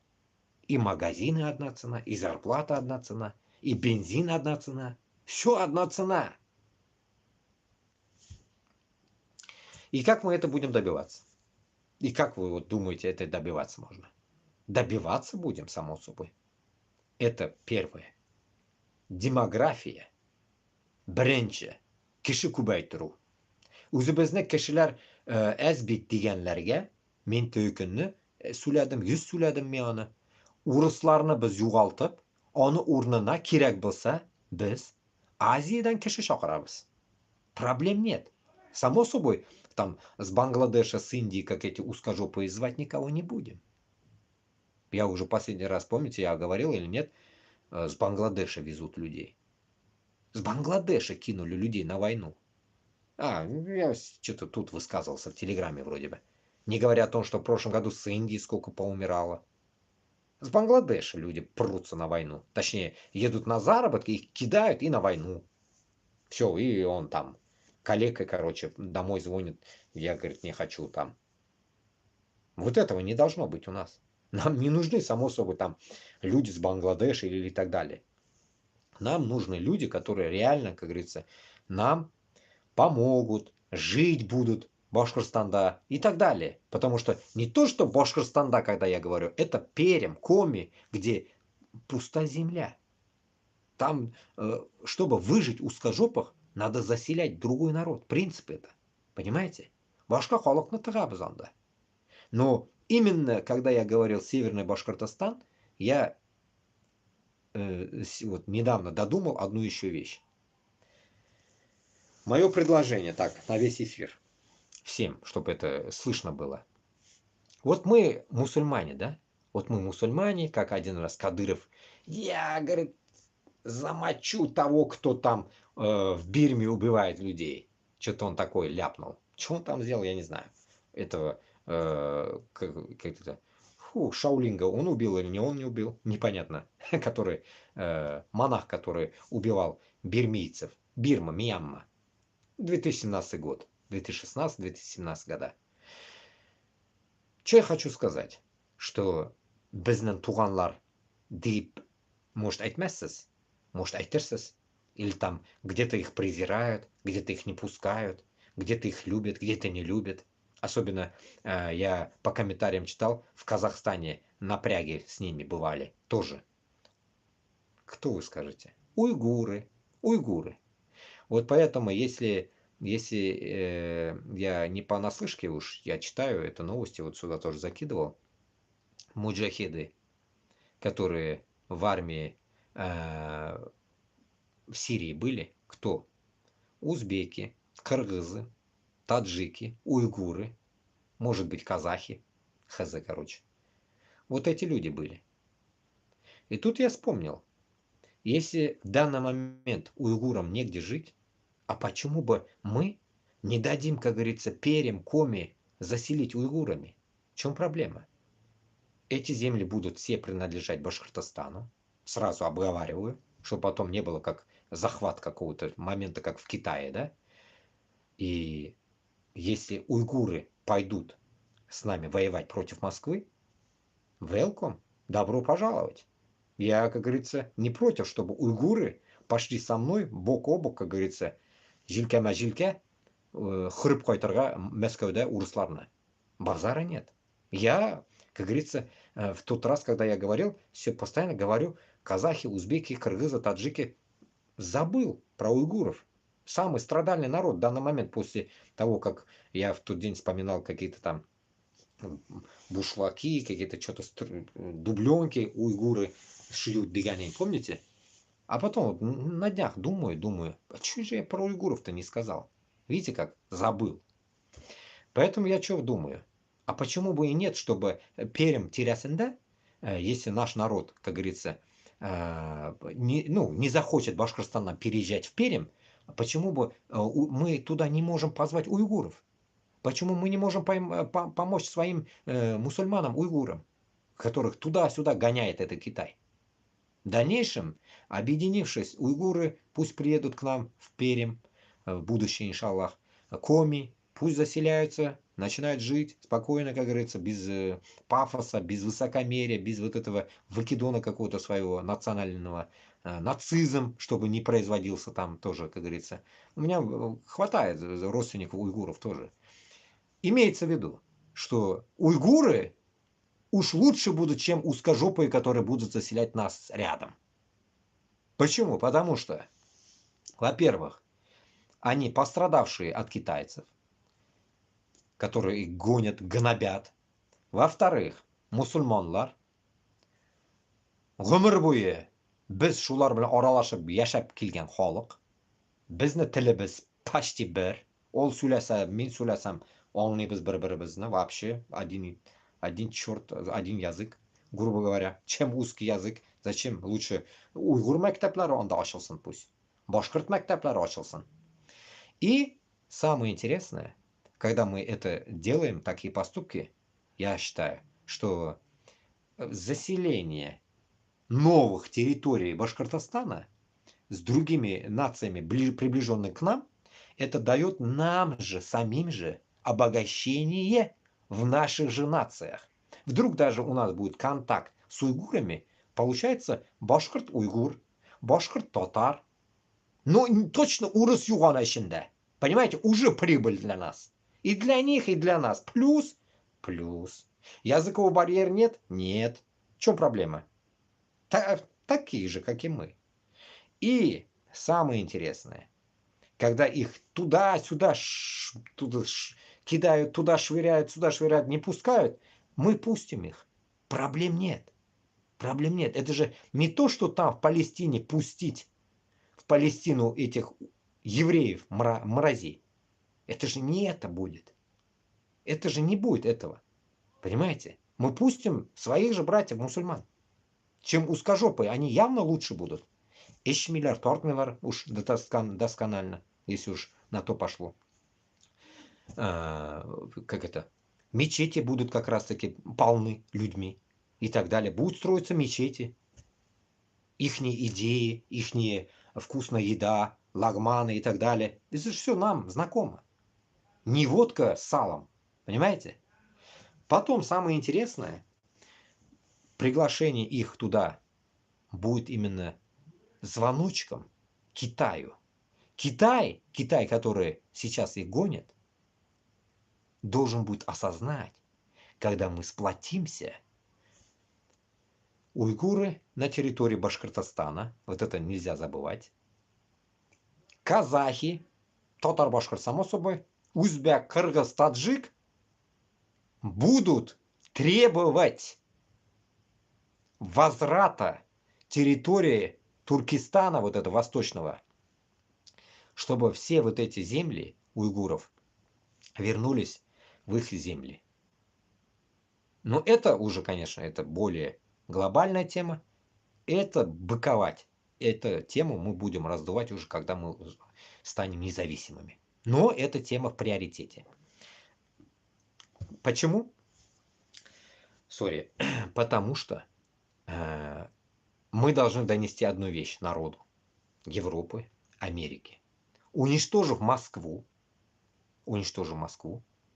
они останутся только тет-а-тет с Китаем. Европа завяжется своими африканскими делами, потому что я говорил, не говорил в тот день,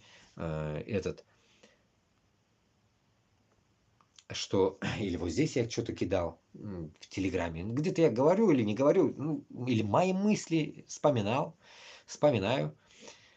что Буркина-Фасо, Мали и так далее, там идет сыр-бор полный по уничтожению вот этого движения узкого мира, Вагнер и так далее. Это бардак, короче, творят эти узкожопые.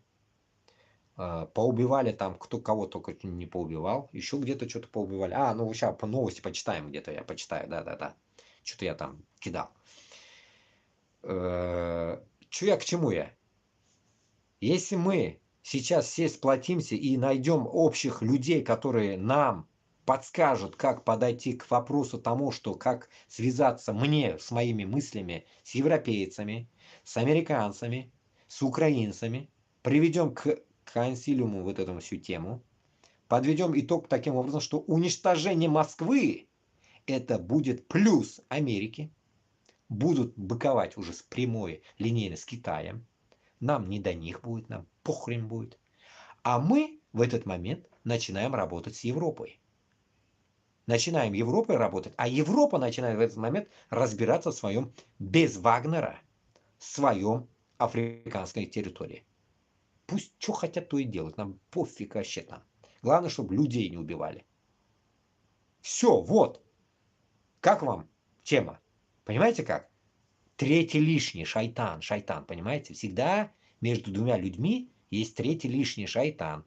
Когда люди говорят, это третий лишний. Третий лишний вы подразумеваете всегда глубоко. Ныряйте. Третий это шайтан, который пытается всегда поссорить, засорить, обосрать всю обстановку. Это шайтан. О, латиф салям. Поэтому самое то время пришло, когда вот как раз-таки еще меня радует то, что узбеки там с Францией, то что-то какие-то контакты делают, там пусть плюс-минус херовые там контакты, да, время пришло меняться. Все, мына біздің вақыт жетті алмаштыруға бүтін дүнияны, вот этот весь процесс, который мы сейчас ведем, все, пришла смена. Все, сменить этот путинский режим, трампистов, всех тыквандистов, уродов, всех надо менять. Все, старики-разбойники отходят нахрен.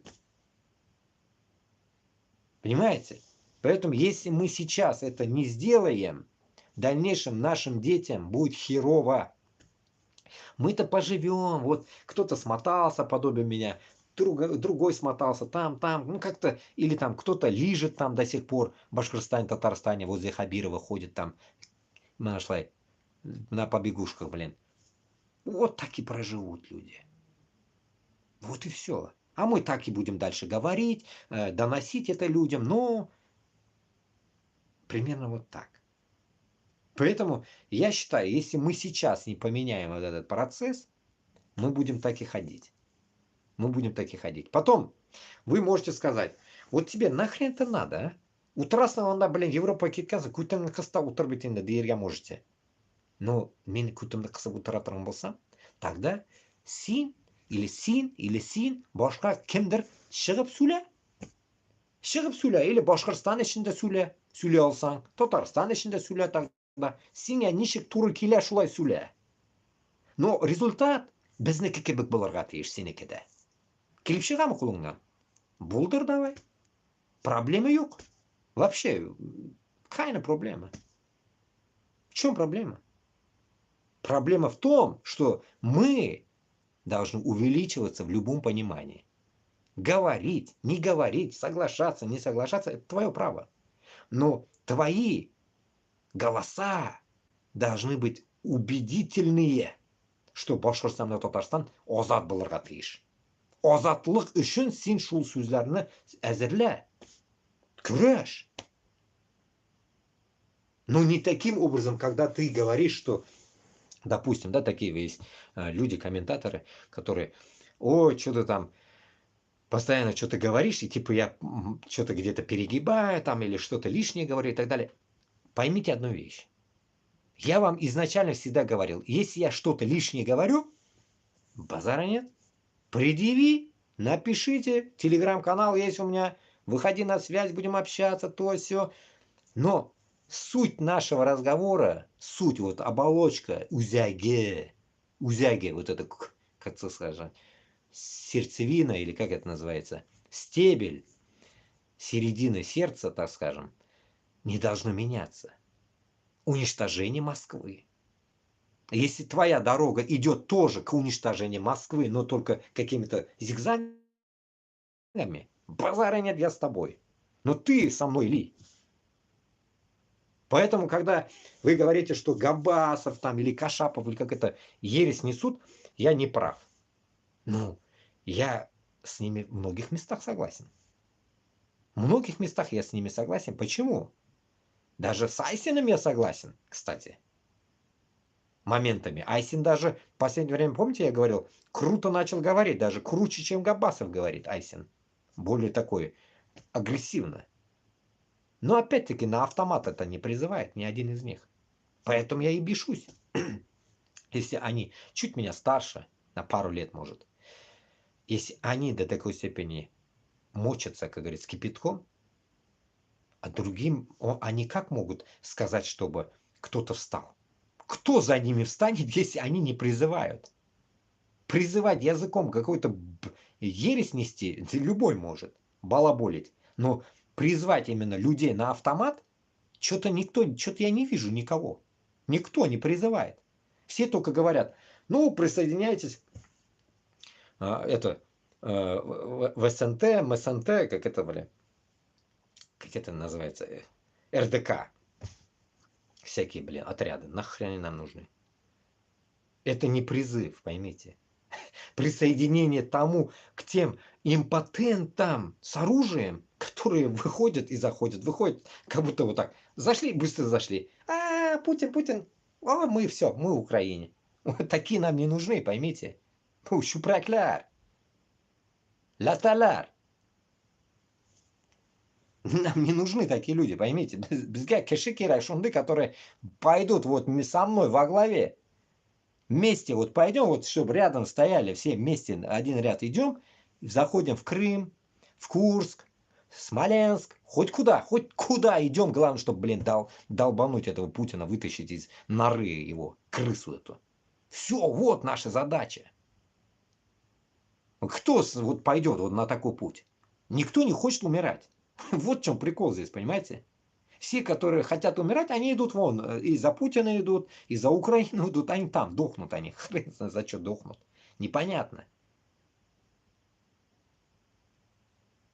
Порой даже вот мне обидно то, что реально, да, что украинцам вообще никто не помогает на самом деле.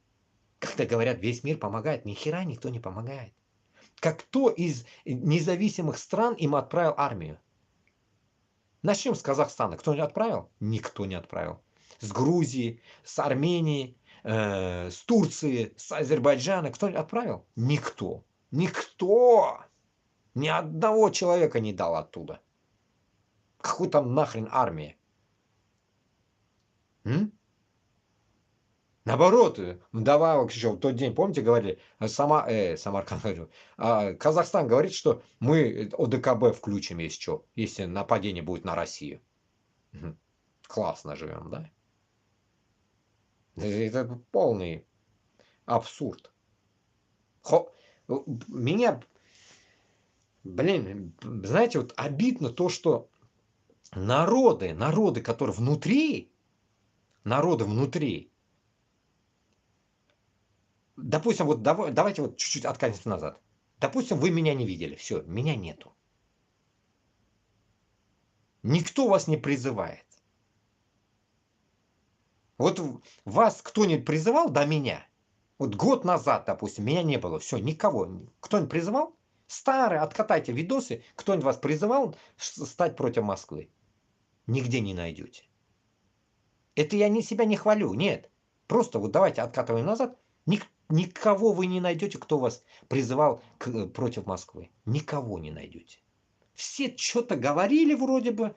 Что говорили, непонятно, блин. И в этот же стиле проходит сейчас и у Айсина, и у Габбасова, и Кашапова. Одно и то же проходит. Один стиль. Кашапова вообще даже мы не слышим. Хз. За него он бздит, это замоташка, это Аида Абдрахманова, овца это с Швеции. Все. Никто вас никуда не призывает. А мне сразу начал с тактики призывать. Любую страну я призываю, любую. Вот кто-нибудь из вас стал со мной пойти? Даже вот прошлый год, вот этот месяц, март сегодня, 20-21 март сегодня. О, Навруз, кстати. Навруз, Узбекистан. Салям. Кто-нибудь, вот давайте вот соберемся по-братски. Башкортостан, Татарстан, Казахстан, Узбекистан, Кыргызстан, Таджикистан, Грузия, Армения. Все, вот кому интересно. Азера даже пусть идут. Турков я не зову, нахрен они. Это, как говорится, лизуны. Нам не нужны. Всех, вот, давайте, вот кто? Молдова даже, ё-моё. Все, кто-нибудь из вас услышал, кто-нибудь решился создать хотя бы с каждой этой страны по 10 человек хотя бы. 100 человек мы соберем из 10 стран.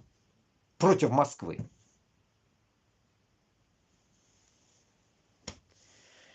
Шунарга туганлар, безгә башкорт белән татарга только үзебезгә көрәшергә кирәк. Аңлагыз берәйберне.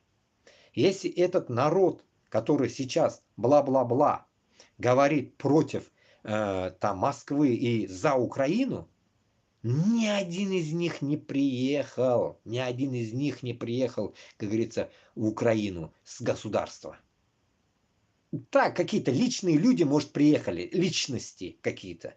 Но это не это так, это просто это его, как говорится, желание. Но это не то желание, поймите, это не тот шаг твой, понимаешь, что ты что-то там изменишь. Изменить только можно, уничтожив Москву. Если мы не уничтожаем Москву, значит, ты ничего не делаешь. Сені клану файдасыз. Это то же самое, что вот сижу я говорю, вот это тоже файдасыз, по идее. Потому что в этот момент не уничтожается Москва. Москва также живет. А уничтожение будет это тогда, когда мы уже будем входить куда-нибудь там в Подольск, Климовск, примерно туда хотя бы. Воронеж, в конце концов, чуть дальше. Примерно мы туда, если мы войдем, вот тогда это будет шаг к тому, что да, мы уже здесь. Я не на эфире. Я с вами там. Вот к чему мы должны идти, понимаете? А то, что там мы сейчас, там Украина закончится, все, замяли, забыли, там что-то произойдет. Полгода тоже пройдут эти, которые перетряска. 30 дней тоже пройдут. Еще эти 30 дней не могут начать. Все пройдет, все, мы все забудем, пройдет все. И нәрсә булабыз. Biz unutabızmı? Şunlardan soң biz нәрсә булдык, менә нәрсә, туганлар, нәрсә булдык? Блин, Башкортстан, Татарстан кузгалдымы, нәрсә булдымы? Юк. Юк. Bütün гарипләр, bütün ташбашлар кайтачак хәзер армиядан. Туташы армияда түгел ул, сугыштан, ё-моё. Bütün хайван кайтачак өйгә. Шул хайван тула Башкортстанга, Татарстанга. Аны уйлаган кеше бармы? После этого что мы будем делать? Точнее, не мы, вы что будете делать? Вдобавок это наводнение всяких, хрень, мрень, нищета, блин, акча юк, маньяк урам буенда. Кызларны насилует 9 яшьтан. Ничек, шунда гына может сіз уяна башлыйсызмы? Узкая община еще образованная давным-давно. Весь этот бардак, что как вы это хотите осиливать?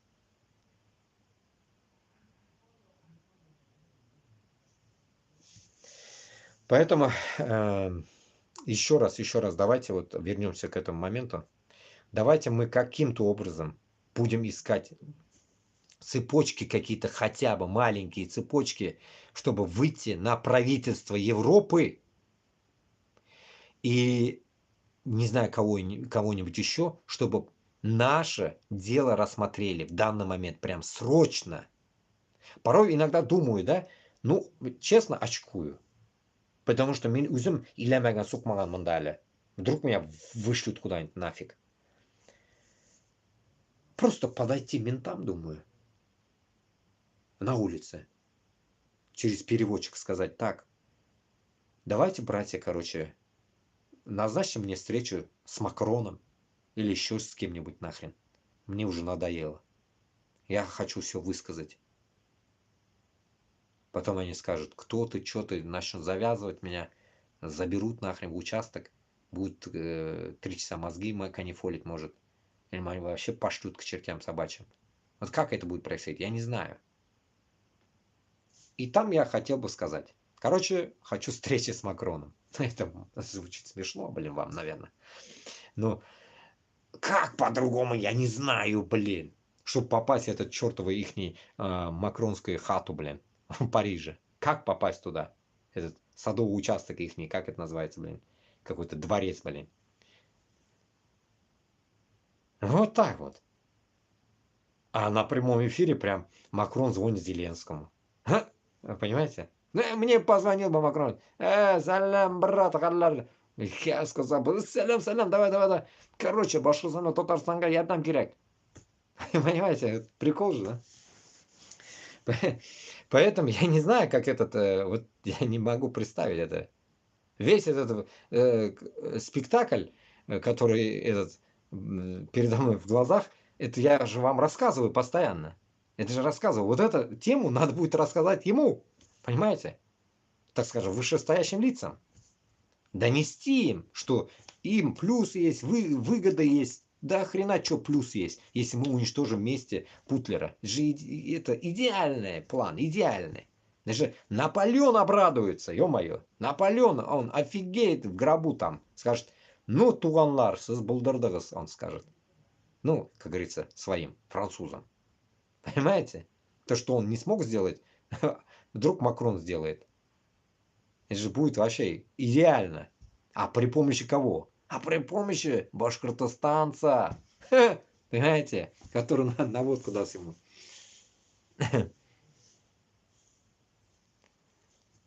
Тебе что, Зеленский кокаина подогнал? Или татарий? Я с комментарием потом пройдусь, по комментариям попозже. Тут много, я вижу комментарии. Будем читать потом комментарии каждого. Ой, поэтому мечтать не вредно, но цель есть, Туганлар. Так что имейте в виду, если есть связи с Макроном, связывайте меня, поговорим, чай попьем, чак-чак, мак-чак. Так. Короче, я весь день слушал вот финальные условия, то все. Пока никак не вкурил. Если кто вкурил, можете написать в комментариях, что вообще произошло, что договорились этот Зеленский с Путлером, что будет вообще, что, когда это демилитаризация или как это вот фигня, это все, когда, что, как, все. Я так и не понял, короче, вот сколько времени какую-то хрень несут, и нету сути, блин. Вообще, будет остановка или не будет остановка? Определились уже, нет? Психбольница какой-то. Ну, само собой, я вот этого тоже слушал я. Сырос Булаянь. Кто будет первым? Массовые чистки ультрапатриотов. Москва устраняет всех несогласных. На фоне переговоров США и России Z-патриоты все чаще заявляют, что не примут никакого перемирия с Америкой. Z-патриоты следующие. Ну, он говорит, вроде бы, как я понял, Z-патриоты следующие. Ну, я не знаю. Хз, короче. Ну вот, как раз дошли до этого момента. Давайте чуть-чуть перейдем в африканскую тему, как тут мочат друг друга. И тут вот как раз-таки два комментария, и начало и ответ. Вот в Африке, Буркина-Фасо, как я вам говорил, хунта, военное правительство, хунты называют его, да? Военное правительство какое-то, и поддерживаемые Россией ополченцы устроили массовое убийство мусульманских мирных жителей в городе Солензо. Понимаете? Даже там узкожопые убивают обычных мусульман. Буркина-Фасо, возле Мали, там или что-то в этом роде. И дальше ответный удар по хунте в Буркина-Фасо. Буркина-Фасо, западноафриканский филиал Аль-Каида Джамаат Нусрат Аль-Муслимин осуществила атаку на позиции хунты. Это стало ответом на нападение поддержанного Россией хунтовских сил на гражданское мусульманское население. Понимаете? Вот этот гемор, видите, преследование узкожопых даже там, в Африке, да все там нам, альхамдулилля, рахмат скажут, понимаете, скажут, молодцы, как говорится, Башкортостан, Татарстан, который уничтожит Москву, молодцы, скажут наши братья-мусульмане, понимаете, чтобы мы, как говорится, навели порядок у себя, чтобы эти щупальцы узкожопых не достигали Буркина-Фасо, Мали и так далее, вот эти места, где черт этот Пригожин ходил со своим Вагнером, а он до сих пор жив, так скажем, Вагнер. Пригожин-то нет, надеюсь, как говорится, сдох, а этот Вагнер есть. Вагнер есть. Бетканюк. И в том эфире я и когда там постоянно читал, напоминаю вам еще раз, что там и татары были, и башкирт был еще какой-то. В Вагнере. То ли сдохли, то ли что, блин. Черт один какой-то вернулся еще оттуда.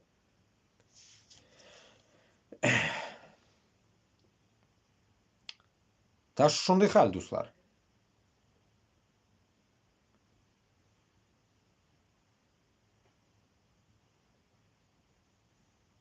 Потом вот здесь я грузил, но тоже загружал. Давайте об этом тоже обследуем.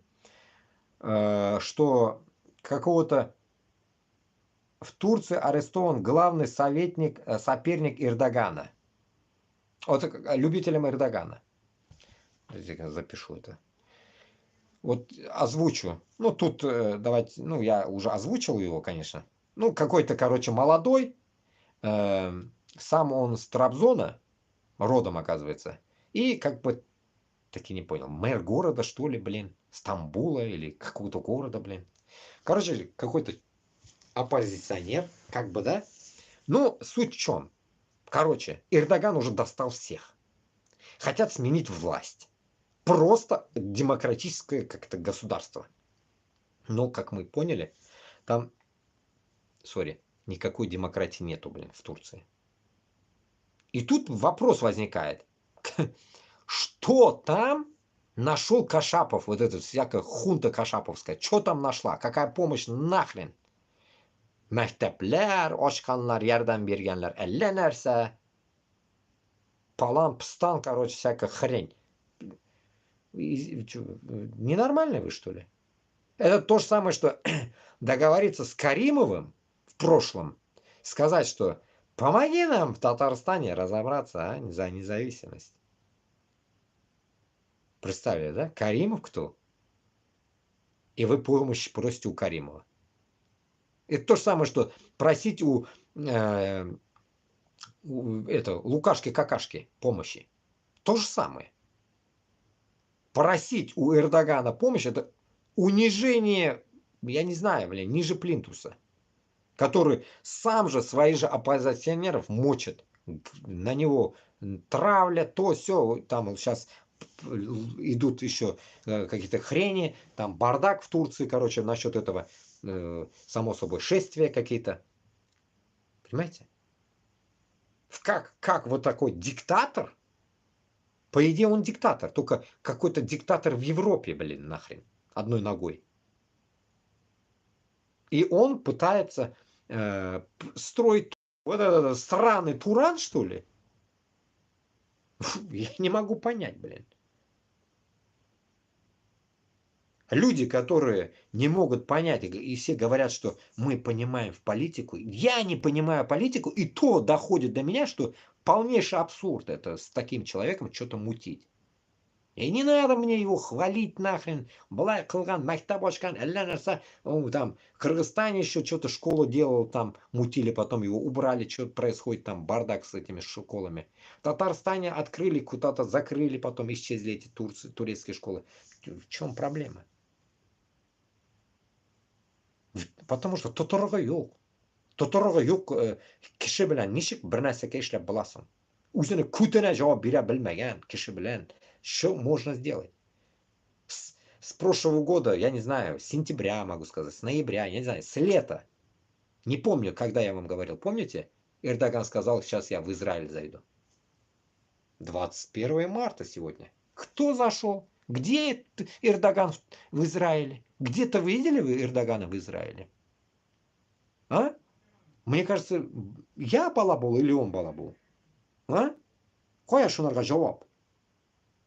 Шул потом нәрсәкеге Израильге кірмәгән бизнес у них, чики-пики там у них идет. Израильге кірмәгән Эрдоган белән сез көтәсез Татарстанда Эрдоган сезгә ярдәм бирәме?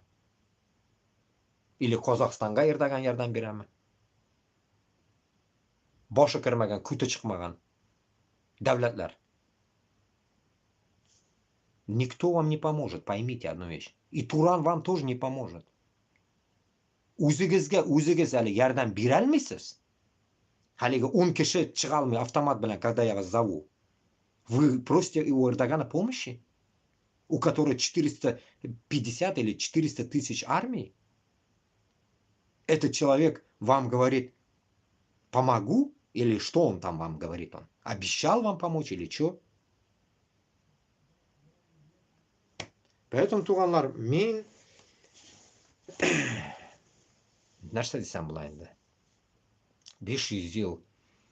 Если бы мы не были бы 500 лет в рабстве, если мы были бы 5 лет в рабстве, 5 лет всего лишь, 5 лет, я бы сказал бы, окей, значит, он пока не созрел, пока они не поняли.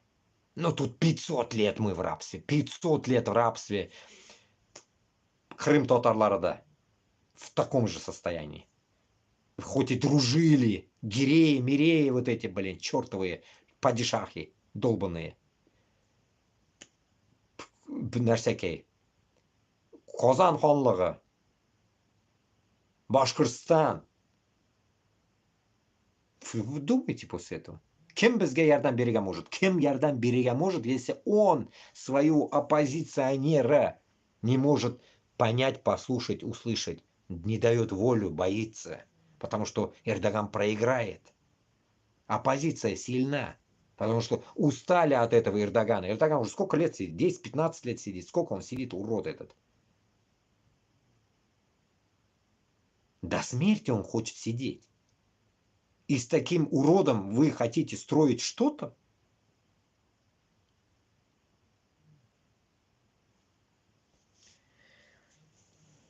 Идем дальше. Много раздувать о нем. Биг Сур Бугинда.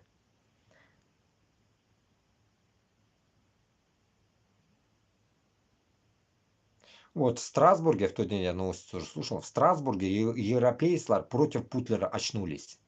Страсбург вот здесь, рядом со мной, блин. И там против. Ну да, в последнее время что-то чувствую и по городу как бы, да. Я понимаю, что на самом деле есть какие-то отголоски того, что, мне кажется, слова Макрона во Франции приняли правильным образом. Французы все-таки чуть-чуть такие адекватные, хоть я и говорю, что кто-то не хочет воевать, но есть народ, который, как говорится, против Путина. И это как бы заметно, это заметно. И понимая, что всякие шествия, которые проходят здесь, в Страсбурге, вот если они против этого всего этого говорится, понимая, что, ну,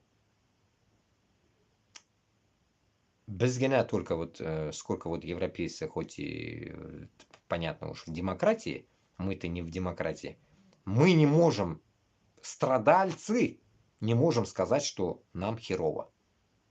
Понимаете? Тем европейцам, кому не херово, они даже могут высказать свое мнение, что им, как говорится, за нас там, или за Украину и так далее, они топят и говорят, что Путин это херовый. А мы, живя в Башкортостане, в Татарстане, этого не можем видеть. Вот что за слепота, блин.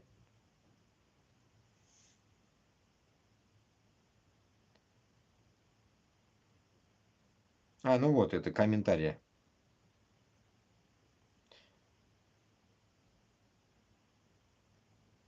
А, вот этот какой-то черт мне написал.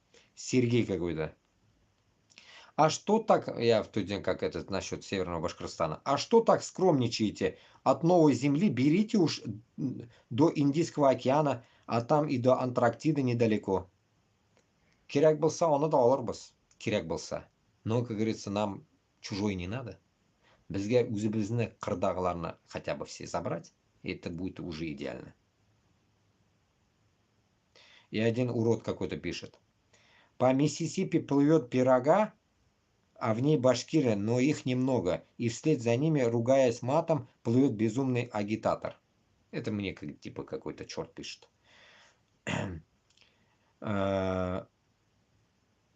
Просто Стас какой-то. Походу будете на новой земле и без Уфы.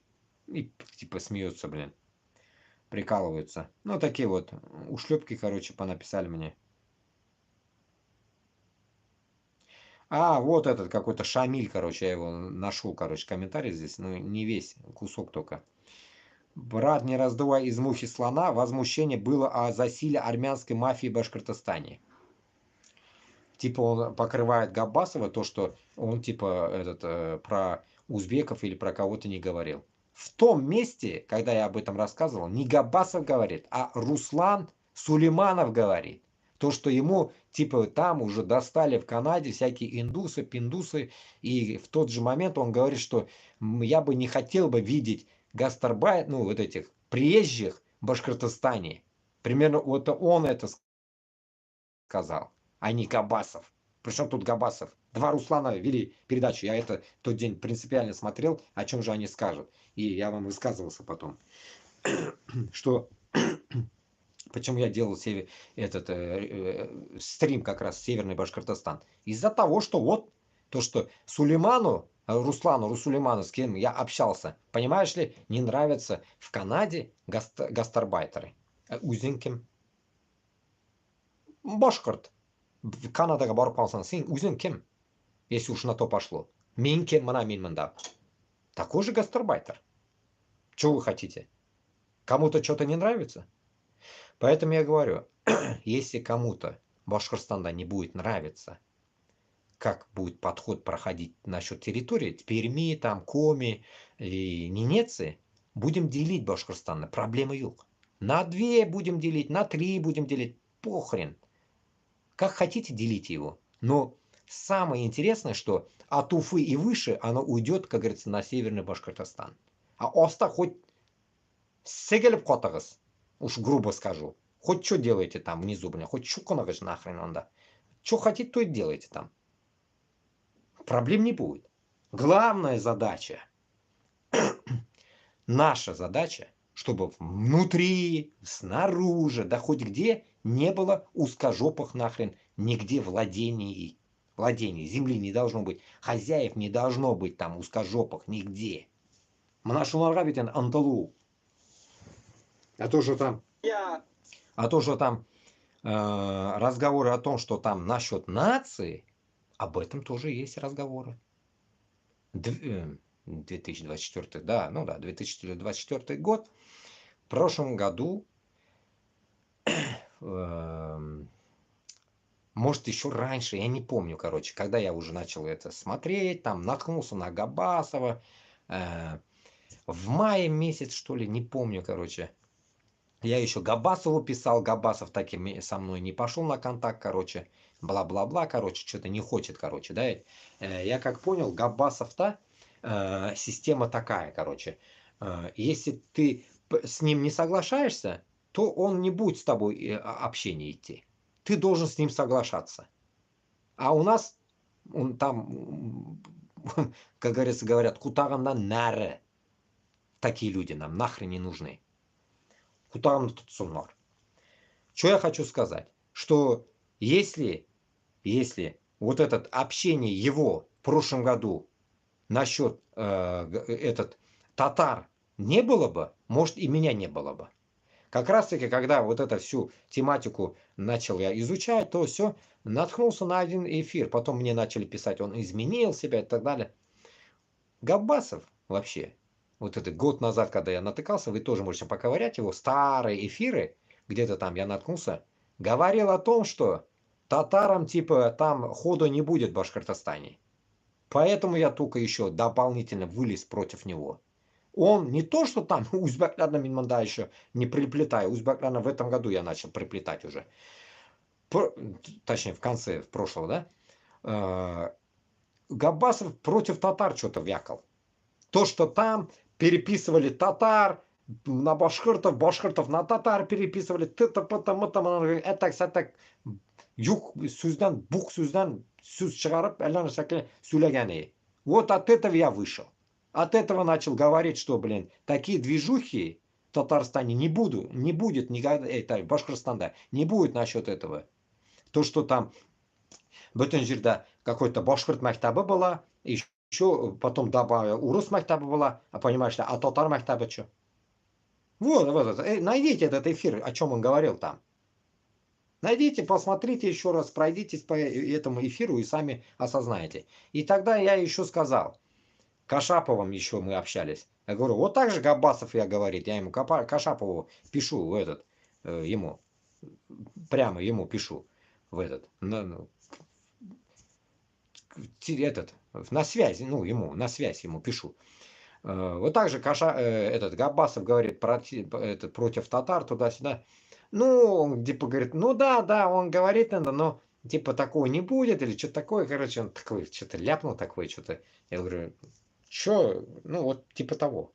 Типа, даже Кашапову как бы до лампочки, по сути, блин.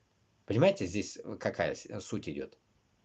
Поэтому, когда люди встают на земле в одной, где живут татары и башкирты, и башкирт говорит, что, блин, татарларга тут что-то, блин, будет какое-то притеснение, это уже не порядок. И потом, когда я это предъявил в прошлом году или когда там, мне сказали, типа он изменил свою позицию, меня Диделер. Кстати, меня братонушка Шайтона. Тоже вспоминаю, кто это говорил. Вот примерно так. Поэтому это услышать от Руслана Сулейманова, который сам гастарбайтер, ё-моё, блин, работает в Канаде, блин, строителем, такое слышать то, что там какие-то чурки наши из Азии не будут, как говорится, грубо говоря, жить в Башкортостане, нахрен нам тогда Южный Башкортостан? Вот вопрос возникает. Нахрен нам Южный Башкортостан? Мы можем и север Башкортостана создать, проблем нет. Уфа и все, Учалы и это Туймазы Октябрьские, вот эта полоса отрежется и все. Полностью. Вверх. Низ ваш, вверх наш. Проблем нет. Хуже табала. Было бы желание. И в этот момент, как говорится, если вы сейчас не осознаете свой нацизм, не засунете кутыризге нахрен, башкирский нацизм, то это производиться будет конкретно. Это я вам конкретно я говорю. Я метис. Я именно принципиально топлю и за башкиртов, и татар, и за узбека, за всех. Почему? Потому что мен дұрыс юлдамын. Мен артқа қайтмайшақпын бұл юлдан. Мен дұрыс юлдамын. А Габбасов дұрыс юлда түгел. Дұрыс юлда түгел. Чөнки аны туғаны, Рөстәм туғаны, утыра. Оны өчен утыра төрмәдә. Кстати, оны Рөстәм туғаны татар. Әнкәләре бер. Примерно так же. И после этого что я могу сказать? Сказать одно, что нацизм в Башкортостане будет пресекаться сразу. Күтенә сразу швабра тагабыз андыйларны. Сразу, вот автоматически. Нацизм может производиться только против узкожопых. Вот узкожопых ненавидьте, хоть миллион раз ненавидьте. Все, флаг вам в руки. Класс. А против вот этих наций, которые приближенных к нам, не должно быть. Ненавидьте турков. Базара нет, я буду рад. Ненавидьте турков нахрен, блин. Турки нахрен не наши они. А так, цыгане долбаные какие-то. Армянские всякие вот это. Сброд. Из брода собранный народ, блин. Ненавидьте их. Базара нет. Не буду спорить с вами даже. Узкожопых турков ненавидьте. Класс. Но казах, узбек, кыргыз, таджик, даже афган, туркмен, уйгур, забываю всегда сказать. Безнекелер. Крути, не крути, безнекелер олар. Пусть даже язык не одинаковый у таджиков даже. Хир с ним. Ну, примерно из нашей территории, понимаете? Потому что если говорить, что таджики не наши, да пол Узбекистана таджики это. Пол Узбекистана это таджики. Ну тогда Узбекистан тоже тогда не наш. Понимаете, вот этот идет тупик. Поэтому Башкортостан, Татарстанны без ала торган болсак, только до новой земли без аларга тиешбез. Только до новой земли, пока мы, как говорится, не уничтожим узкий мир. Вот такими принципами мы должны идти, понимаете? И это мелочь. Это споры, эти какие-то бла-бла-бла, это мелочь. Поэтому я 1000 раз говорил, Габасов, выйди на связь. Общайся с людьми. Не надо там, как крыса, сидишь там у себя, открыл себе какой-то салон красоты, блин. Утрасаманда, блин. Күккәңне салып, блин. Шық, сөйләш, әңгәмә. Халык белән сөйләш. А не так, что комментарий читает он вот так. Что нравится, то читает. Вот так. Даже комментарий он не читает. Игнорит даже комментарии нахрен. Понимаете? Я базара нет иногда игнорю. Почему? Я порой до хрена, когда пишут, я не читаю вообще. Но у Габбасова даже нету отдельно, даже передачи нет у него, столько людей как бы вроде бы за него топят, а даже он отдельно не додумается, чтобы там по комментариям, там эфир по комментариям, да, шляпкуемый. Шляпкуй комментарий, как если ты, как говорится, пытаешься, как говорится, на себя перевалить. Я не могу понять. Поэтому что я хочу сказать. Мне бы пофиг было бы до Габасова, если бы он не сказал бы, что татары там переписанные что-то башкиры. Это раз. Потом, какой-то хрень несет, блин, что узкожопые 30 лет будут, блин, школы там, мы школы. Это вообще ересь конкретная. Что школы, не, медицина, школы утазвил нарсадр была екен. Оғызына тышим. Какой нахрен была, блин? 3 күн. 3 күнде алмаша бүтін тіл нахрен. Біз кіргеш. Бізге урыс тілі вообще керек түгіл. Нахрена нам узкий язык, если мы можем спокойно говорить вот так? А то, что там вы, может, боитесь, то, что в медицине мы не сможем что-то, а кто-нибудь говорит, что именно в медицине все мы что-то мы там уберем или не будем там запретим говорить там им на русском или что-то. Я не могу понять вот этого. Даже мы сами на русском говорим же. Главная задача наша принципиально уничтожить русскую азбуку. Вот, чтобы вот, допустим, Бескиргяч с 1 сентября там, или когда на учебу пойдем там, допустим, в Европе в августе начинают учиться. Что именно с 1 сентября, да? Может, мы начнем с 1 августа учиться. Короче, суть, хоть когда мы начнем учиться, чтобы в этот момент школда уже был башкорт тілі. Где башкортлар яши? Где татарлар яши? Татар тілі боларға тиіш. Мәктәп уже шунды переделаны боларға тиіш. Детский садлар да шулай боларға тиіш. Бақшалар, бала бақшалары, мәктәпләр, бөтенесе уже безне тілдә боларға тиешләр. Все. В чем проблема? Не успеем перепечатать? Стараться надо. Успеть надо. А где-то там что-то не успели, допустим, да, оставили пока на этих книгах, оставили эти книги пока временно, и все. Главная задача в медицине, когда люди общаются на русском языке, это уже вы. Не только 30 лет там. Вы не можете сказать, что 30 или 50 вы это переделаете. Мы не знаем это, когда переделаем. Это раз. Потому что он, да, кеше, допустим, может он не 30 лет будет жить, а может он 50 лет будет жить. Мы же не знаем, сколько он будет жить. Что мы его похороим через 30 лет, что ли? Этого человека, доктора или там хирурга и так далее, если нету для него замены.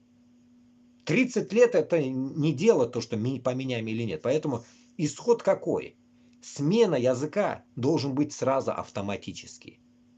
А то, что там они будут говорить на русском, и приходить будут люди говорить на русском и так далее, мы это точно не можем запретить, поймите. Это полнейший идиотизм будет. Это мы не можем. Но вот китап, бүтін жерде башқұрт тілі, татар тілін развить, это наша задача. Вы же хотите независимости, мы же хотим независимости. Значит, действуйте по плану. План, значит, уничтожить узкий язык полностью. Значит, в первую очередь, это книги. Когда мы сменим все книги, кутыюк барабар олар начнут учить, как говорится, башкирт һәм татар тілін. Проблем нет.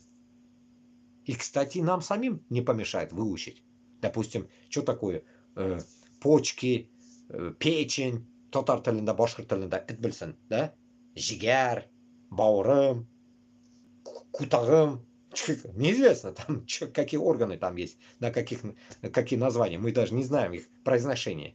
Если на то пошло. Мозги, мия, мы. Хз, короче, кут. Поэтому, туғанлар, мында принципиальность мечтаний, порой я думаю, да, вот Габбасов мечтает. человек, который вам рассказывает о таких моментах, где нету оружия, я поражаюсь над таким человеком. Ну, натуральный мечтатель. Мында Пушкинлар и всякие Достоевские отдыхают над Габбасовским этим риторикой. Отдыхают они вообще. Мечтать, мында нету места мечтать, туганар. Мында не мечтах дело. Мында теге арзуларга бирилип утуруу файда жок мында. Мында кымылларга керек, мында тизирээк ишлерге керек халыны. Халык үлө, халык югала. Onun için само собой бүтүн жирне тиллерин алмаштырга, бүтүн тиллерин алмаштырга керек. Тилге хатлы кулга курал аларга керек. Понимаете? А не то, что мы говорим о том, что вообще может и не сбыться никогда. Потому что мы еще не можем от манкуртов избавиться. Шундыхаль. Так.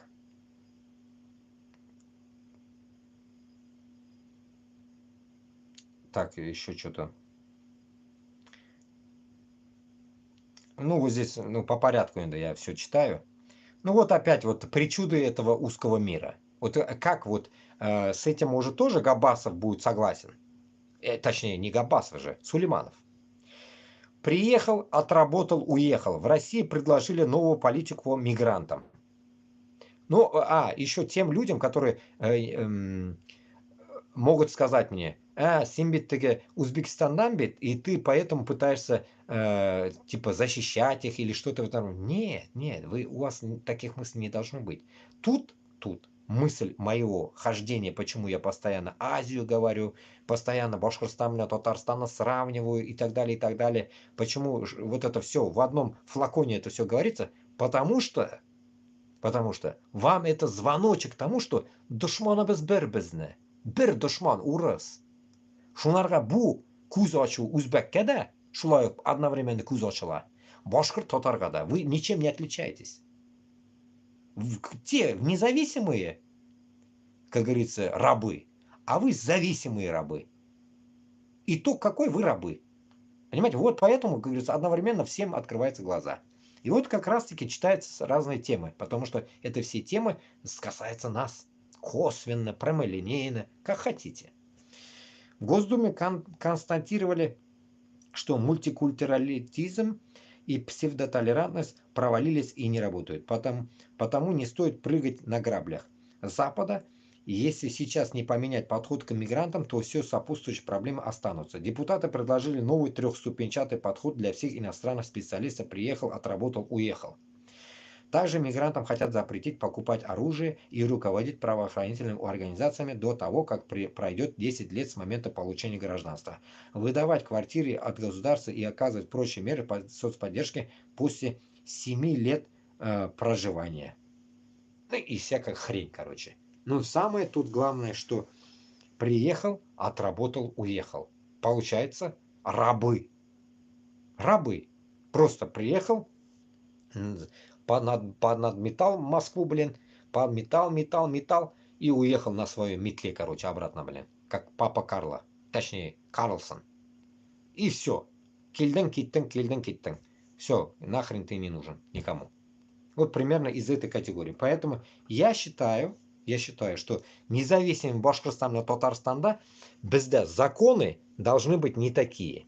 У нас должны будут законы быть такие, что мы всем, кто вот, будут приезжать, так скажем, нелегалами, даже называть это тошнит, людей, которые из-за границы, которые будут приезжать в Башкортостан и Татарстанга, вот эти границы у нас не должны быть закрыты. У нас не должно быть за границей приехал.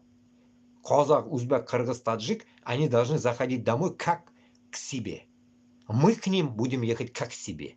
Безда шунды тима буларга тиеш. Само собой, как я все говорю, с новой земли, заканчивая Куандыка, вся эта территория Башкортостана с Татарстаном, само собой, половина тут и половина, будет, как говорится, открыта нашим всем туганларга вниз. Открыта должна быть она. И гастарбайтер, Kildingmi, ketdingmi, dokumenting bormi, yo'qmi, ол tekshiruvlar bo'lmasqa тиеш. Теперь обосную зачем. Вы скажете, ни хрена себе. Такое бывает, что ли? Да, бывает. Почему, знаете? Это в первую очередь со стороны математического подхода.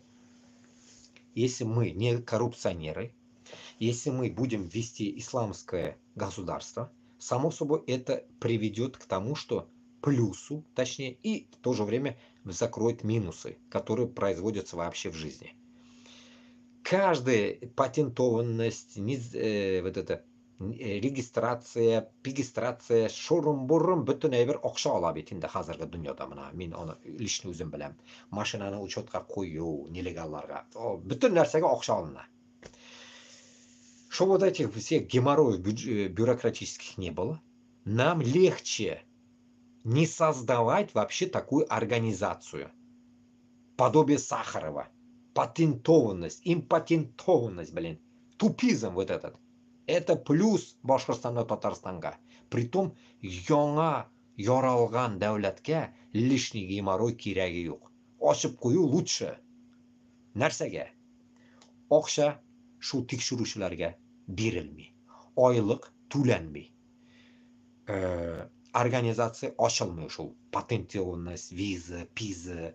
Булмый. Шигәрәләр, чикләр ачык. Манау, границалар. Ни хрена никто не будет никого проверять. Само собой, менты есть, то все, это будет. Потом каждый приехал, регистрацию не будет делать. Это еще коррупция, минус коррупция. Плюс, да? Потом всякие, блин, вот эти регистрационные действия во всех инстанциях, блин. И там доктор, медицина, педицина, әллә нәрсә. Машина, еще что-то, блин. Вот этого не будет. Это уже плюс. Каждый сам по себе живет, там что-то делает. Все. Если от них идет какое-то нарушение, допустим, на территории Башкортостана, да, какой-то, допустим, вот как европейские территории, допустим, поляки приехали, наворовали, короче, в Бельгии, и уезжали, и где-то в Германии их поймали. Примерно, все. Писец им, короче. Примерно так, да? Там то же самое будет. Допустим, если они приехали херней маяться, допустим, Узбекистан приехали узбеки воровать что-то, ну, конечно, и они будут все, они будут сидеть в тюрьме, блин. Поймали, в тюрьму посадили. Примерно-то вот так будет. Но за то, что у него нет регистрации, за то, что у него нет паспорта, или там патента, импатента, блин, это нам не нужно. Туганлар, аңнагыз. Biz de шулай ук Ташкентке барабызмы, Душанбеге барамызмы, Алматага барамызмы, Бишкекке барабызмы? Bizga да бер нәрсә кирәк булмаячак, шуны аңлыйсызмы? Паспортлары һәрбер үзенең дәүләтенең паспорты кулында була. Все, мына Ишмәт, Ташмат, Равшан, Джамшут. Все понятно. Все. Урамда мына шулай эскерт кебек мына шулай йөрми этләр, короче, понимаете? Менты не будут ходить, шмалать каждого. Кто пришел, зачем, почему? Само собой. Наркоконтроль. Вся вот эта тема будет жесткая. Это никто не отменял. Это весь бардак, который там с Афгана, который идет, блин, сюда. Не будет этого. Всем конкретно объяснено будет, что это исламское государство. Это забудьте, что это узкий мир. Забудьте, что Башкортостан и Татарстан это узкий мир. Забудьте, что здесь будут наркоманы и так далее, и так далее. Все забыть. Если кого-то там, блин, найдут, поймать с наркотой, все, за яйца повесить нахрен. Засунуть вообще к чертям собачьим, больше, чтобы никогда в жизни не выходил оттуда. Примерно так будет это насчет этого. Контрабанда, всякая хрень, блин, такая тупые какие-то действия, которые вне закона. Само собой, если он, допустим, с Узбекистана везет что-то товар, допустим, на фуре, да, допустим, целая фура 20 тонн, допустим, изюма. Юзуминда, допустим, да, узбекский, там не дайнда. Или там курагу, таджикскую, допустим. Базара нет, привез, торгуй. Но там тоже контроль. Манами базары шиндай, умер будет. Контроль будет. Заезжает он с фурой на базар, не будут какие-то там мафиозы из Чечни рулить там. Или там с Айзера какие-то мафиози или армяне. Там никого не будет их. Все будет государственное. Понимаете, весь рынок будет государственный, как в прошлом, во время СССР. Все будет государственный контроль будет. Никого частного рынка не будет. Все будет через медицинскую экспертизу проходить. Шмонаться будет все. Понимаете? Тухлые, не тухлые, геморройные, не геморройные, блин, без коронавируса. Все это будет проверяться в госорганах, без взятки.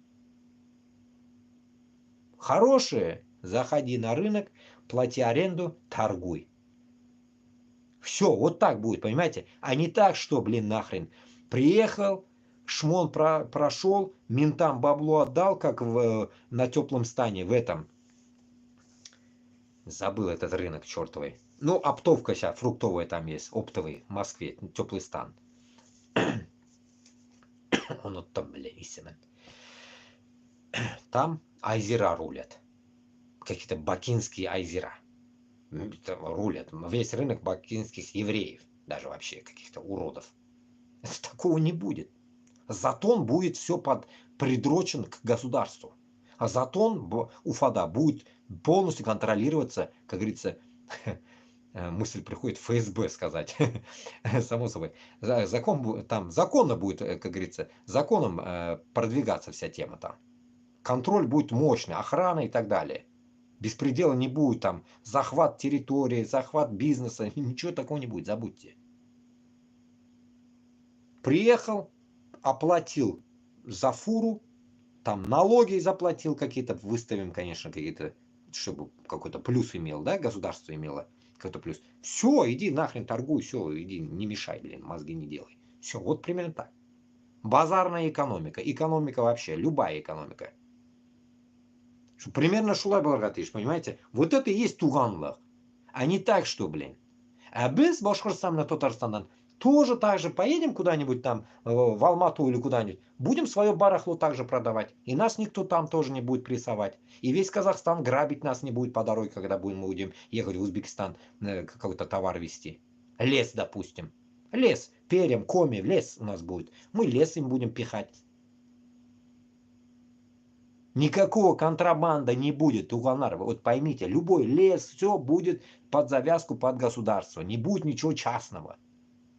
Частное – это контрабанда уже будет, если частное. Но ИП, предпринимательство никто не отменял.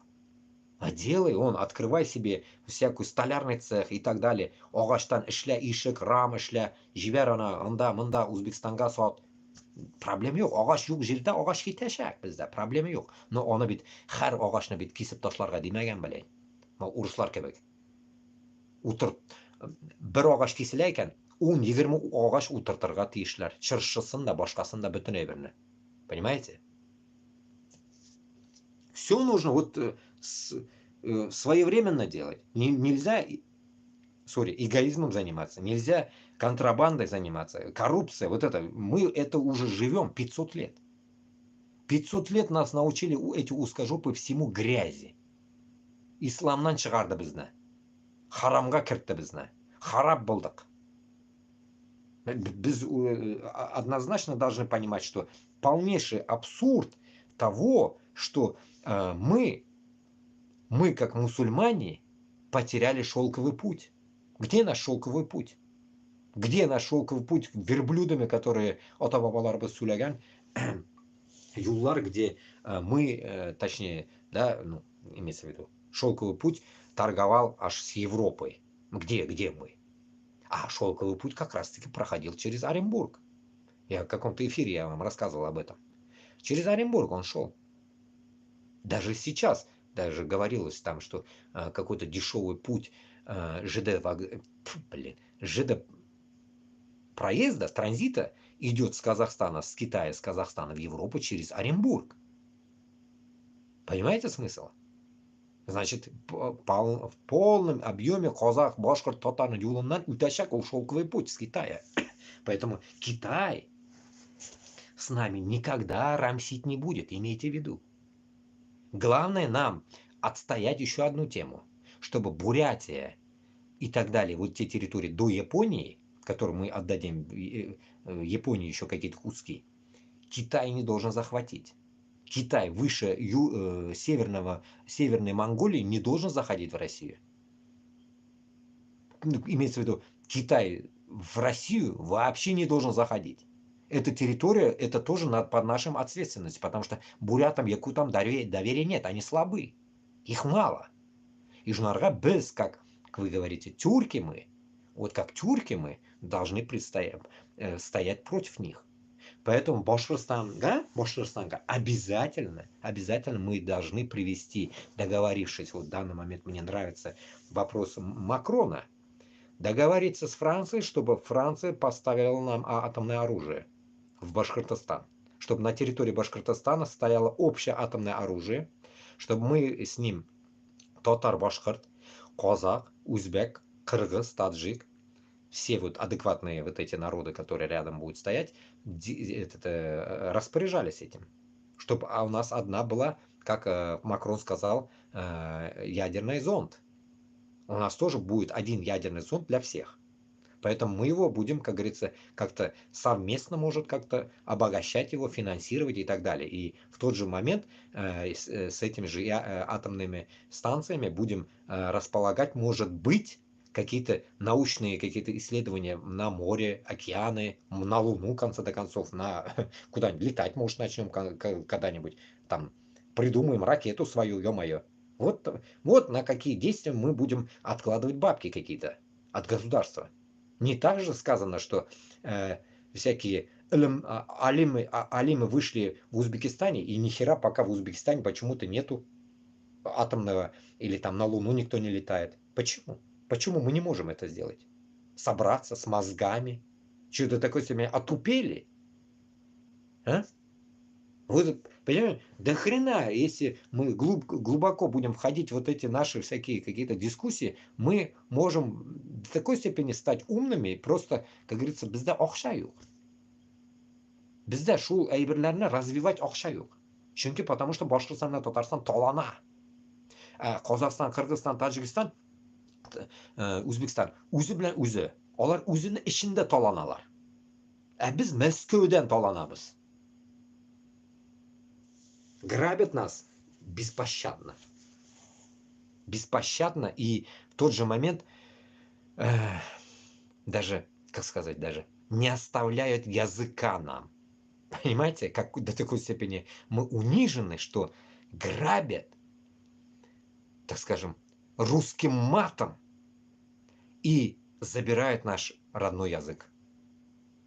Вот нинди хәлгә без төшкәнбез. Безне әхвәлләр вообще харап инде. Позор. Поэтому я считаю, что когда вот так сравнивая Францию, и когда там плачутся арабы из Магриба, Марокко, Алжира и так далее, они плачутся, что их долбили все время европейцы, и они как бы жалуются. Да им уродам, да они уроды. Жаловаться нечем, идиоты. У них независимая страна, живут сами по себе, никто их не долбит, как узкий мир. Они себя там долбят. Сами как цыгане, короче, себя ведут. Конечно, они будут вот такие непонятно нищебродском состоянии, живут там в Алжире, в этом. Пещерный образ. Я видел пару раз такое движение ихнее. Где-то натыкался в интернете. Ну, сами можете посмотреть тоже. Нищета. Почему? Потому что у них думают, что их долбили когда-то европейцы, и все они приперлись сюда, и здесь живут. И, ну, тут их никто не чмырит, как в России нас. Их вообще никто, даже если они скажут, они эшелонами выходят и давай крошить, весь Париж начинает крошить они. Сразу ответку дают ментам и всей правительству. А олар недовольны. А bizning ishimiz ondan da mushkul. Вообще проблемный bizning ishimiz, и мы молчим, блин. Поэтому, туганlar, давайте уже, время, наверное, уже настигло уже нас. Время уже все, время опережает нас. Мы проигрываем во времени. Что мы тормозим, что мы не идем, блин, долбить эту Москву, чтобы создать свою независимость. И в конце концов, может, как говорится, как Илон Маск, который хочет лететь на Луну, может, мы тоже могли бы полететь на Луну. Это так, сарказм, мечты. Понимаете? Bizda ko'p возможностей бар. Как американцы сказали? Трамп много, говорит, в России земель. Она же типа большая, и там много чего есть. Видите как? Сори. Они зарятся на наши земли. Туймаслар. Әле үзенә җирләрне эшкәртеп бетермәгән хайваннар, тотылмаган җирләре бар үзенә Америкада. Безне җирләргә күз алайтыралар хайваннар. Күрәсезме? Менә шуңа мин белмим, әле дүрт шапалак урган Дагестанларга әйтер идем. Дагестан, татарина бить не надо. Вот кого бить надо. Шапалак дайте этому Трампу, а? Где этот Хабиб, блин? Хабиб, дай шапалак Трампу. И достал он уже всех. Не надо там татарам шапалак давать внутри России. Геройлар. Аузына тащим. Поэтому, понимаете, вот біз бұл унижениеден, тізленуден, мына шулай шигілуден уже уянырға тиішбіз. Тізлер бит енді уже тишелі бітті да енді уже. Сүйегі көріне уже, иті юқ. Мы думаем, что вот этот весь, ну как это вот обычно говорят, ну это наша судьба там, мы это должны протерпеть, мы должны это... Кто сказал, что мы должны протерпеть? Даже мы недавно обсуждали о том, что во время уразы даже можем бой дать. Мы даже во время уразы можем стать, как говорится, взять в руки меч. Проблем нет. Но onun için bizге ничектір сплотиться надо. Почему я постоянно подтягиваю, вот я ищу вот ответ, да, вам? Азию, почему я подтягиваю? Если башқұрт белән татарны көче юк икән, азиатлар вполне могут помочь нам. Вполне. Потому что у нас причина у всех одна. Проблема наша одна.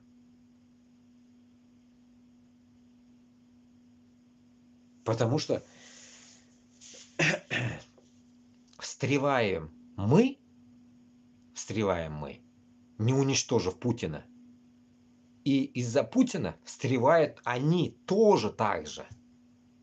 Только в другом эквиваленте и чуть-чуть по-другому, под другим соусом, так скажем, они страдают от своих диктаторов. И если бы, допустим, Путина не было бы, как я чуть раньше говорил, то тет-а-тет сейчас сыр-бор был бы Трампа с Китаем, европейцы с Африкой. Все, третьего шайтана нету. И мы остаемся хозяевами на этой земле. Это получается, что без үзебез белән үзебез булабыз. Үзебезне мәшәкатьтә йөрибез, менә Башкортстанны күтәрергә, Татарстанны, эти Эрзя-Мокша свои земли будут поднимать, марийцы там, короче, все вот это, этот Ингрия, короче, Кавказ сам по себе, вот это все движение будет у них, их, у всех будет движение. Бурятия, Япония, все. Казахстан свои эти новые территории, которые сейчас в России заберет, они такие все қуанышта балалар, шундай радостный мы будем, все, шотлануда балабыз, будем разбираться своими вот этими долбанными территориями, огромными территориями, прикиньте, огромными территориями. У нас нахрен не до войны будет, блин. Мы сами себя не можем разобрать, будет, вот такое время будет. Ну, чтобы это время пришло, балаларыбызны киләчәген уйлап, оны бит инде хәзер ясарга кирәк аны. Картайгач, что ли? Или мин кәкерәй беткәч, или син кәкерәй беткәч, шунда барабызмы? Палка белән менә шулай. Мин килдем Путинга каршы. Картая беттем только. Вот так будет, что ли? Кашапов уже старик, блин. Кашапов 66 уже. Бздит 30 лет. Значит, 36 начинал это он. 36 ему было. И то я опоздал. Я в 39.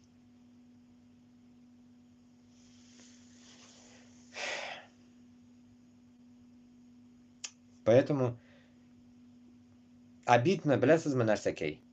Монда, мына просто даже мына мен сөйләмәйме? ozginagina shuni kesib olib, mana shuni taratsangiz deysiz mana. Хотя бы shuni mana. Пусть это будет тяжело там вам или какое-то время ваше возьмет. Просто доносить Башкортостан Татарстанга. Или просто услышали своими словами внутрь доносить людям. Доносить людям, что есть такое время, есть такое. Вот даже один день мне понравилась песня «Партизану». Там «Партизану», то-то-то. Короче, это песня, короче, я загрузил недавно. Помните, видели? Это, оказывается, итальянцы. Это итальянская песня, как я понял. Даже где-то я слова закидывал. Которые пошли, короче, это... Вот, я прочитаю даже на русском. Сейчас я как раз... Белла чао, Белла чао.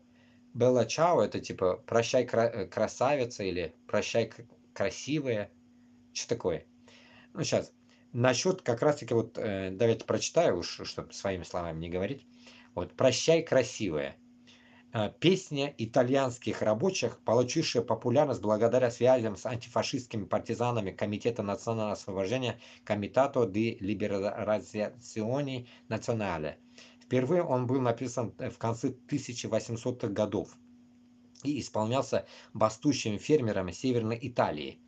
Но современные тексты, посвященные партизанам, стали популярными в 20 веке, фактически превратив его в антифашистский гимн, даже если его настоящие корни не уходят в гражданскую войну в Италии. Сегодня это одна из самых популярных антифашистских песен всех времен, если не самая популярная. Здесь выступает мой любимый хор, партизанский хор Триеста. Ну это кто-то пишет уже. Текст вот. Сегодня утром я встал. О, прекрасно, привет, прекрасно, привет, прекрасно, привет, привет, привет. Сегодня утром я встал, и я нашел захватчика. О, партизан, забери меня. О, прекрасный, привет. Привет, привет опять. Партизан, забери меня, что мне хочется умереть. Если я умру как партизан, о, прекрасный, привет. Если я умру как партизан, ты должен похоронить меня. И похоронить там в горах, о, прекрасный, привет. Похоронить там в горах под сенью прекрасного цветка. Ну, наверное, тенью, наверное, тут перевод тенью, наверное. И люди, которые пройдут мимо, о, прекрасно, привет. И люди, которые пройдут мимо, они расскажут вам, какой красивый цветок. Это цветок партизана. О, прекрасно, привет. Это цветок партизана, умер за свободу. Его флаг был красным.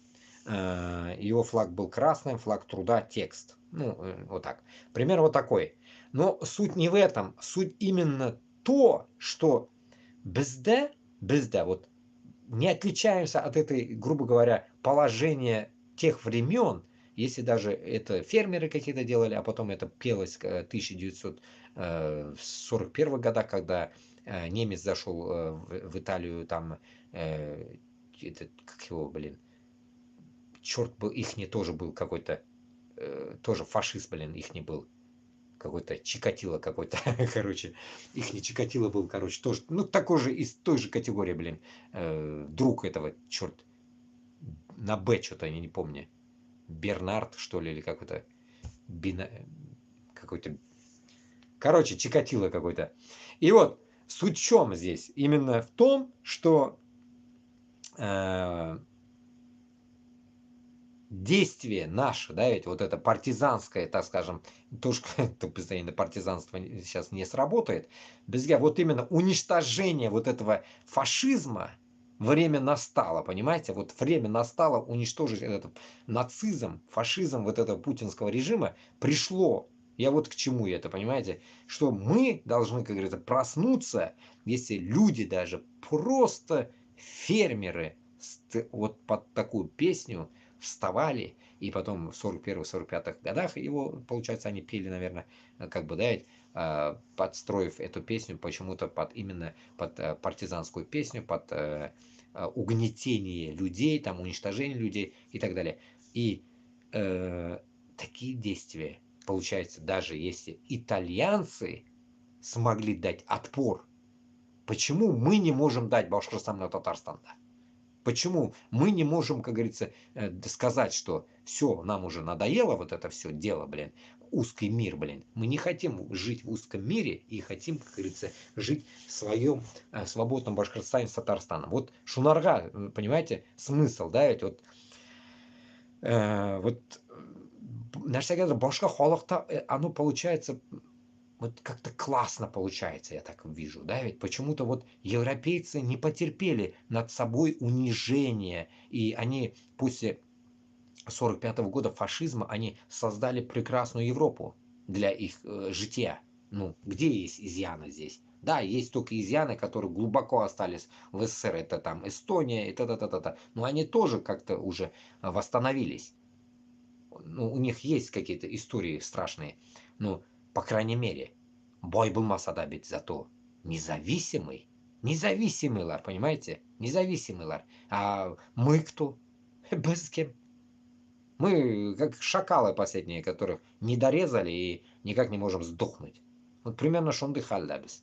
Шуңарга туганлар, без или мы встаем якын тирәдә, якын вакытта, тизрәк без торабыз, Мәскәүгә кушылабыз көрәшкә против.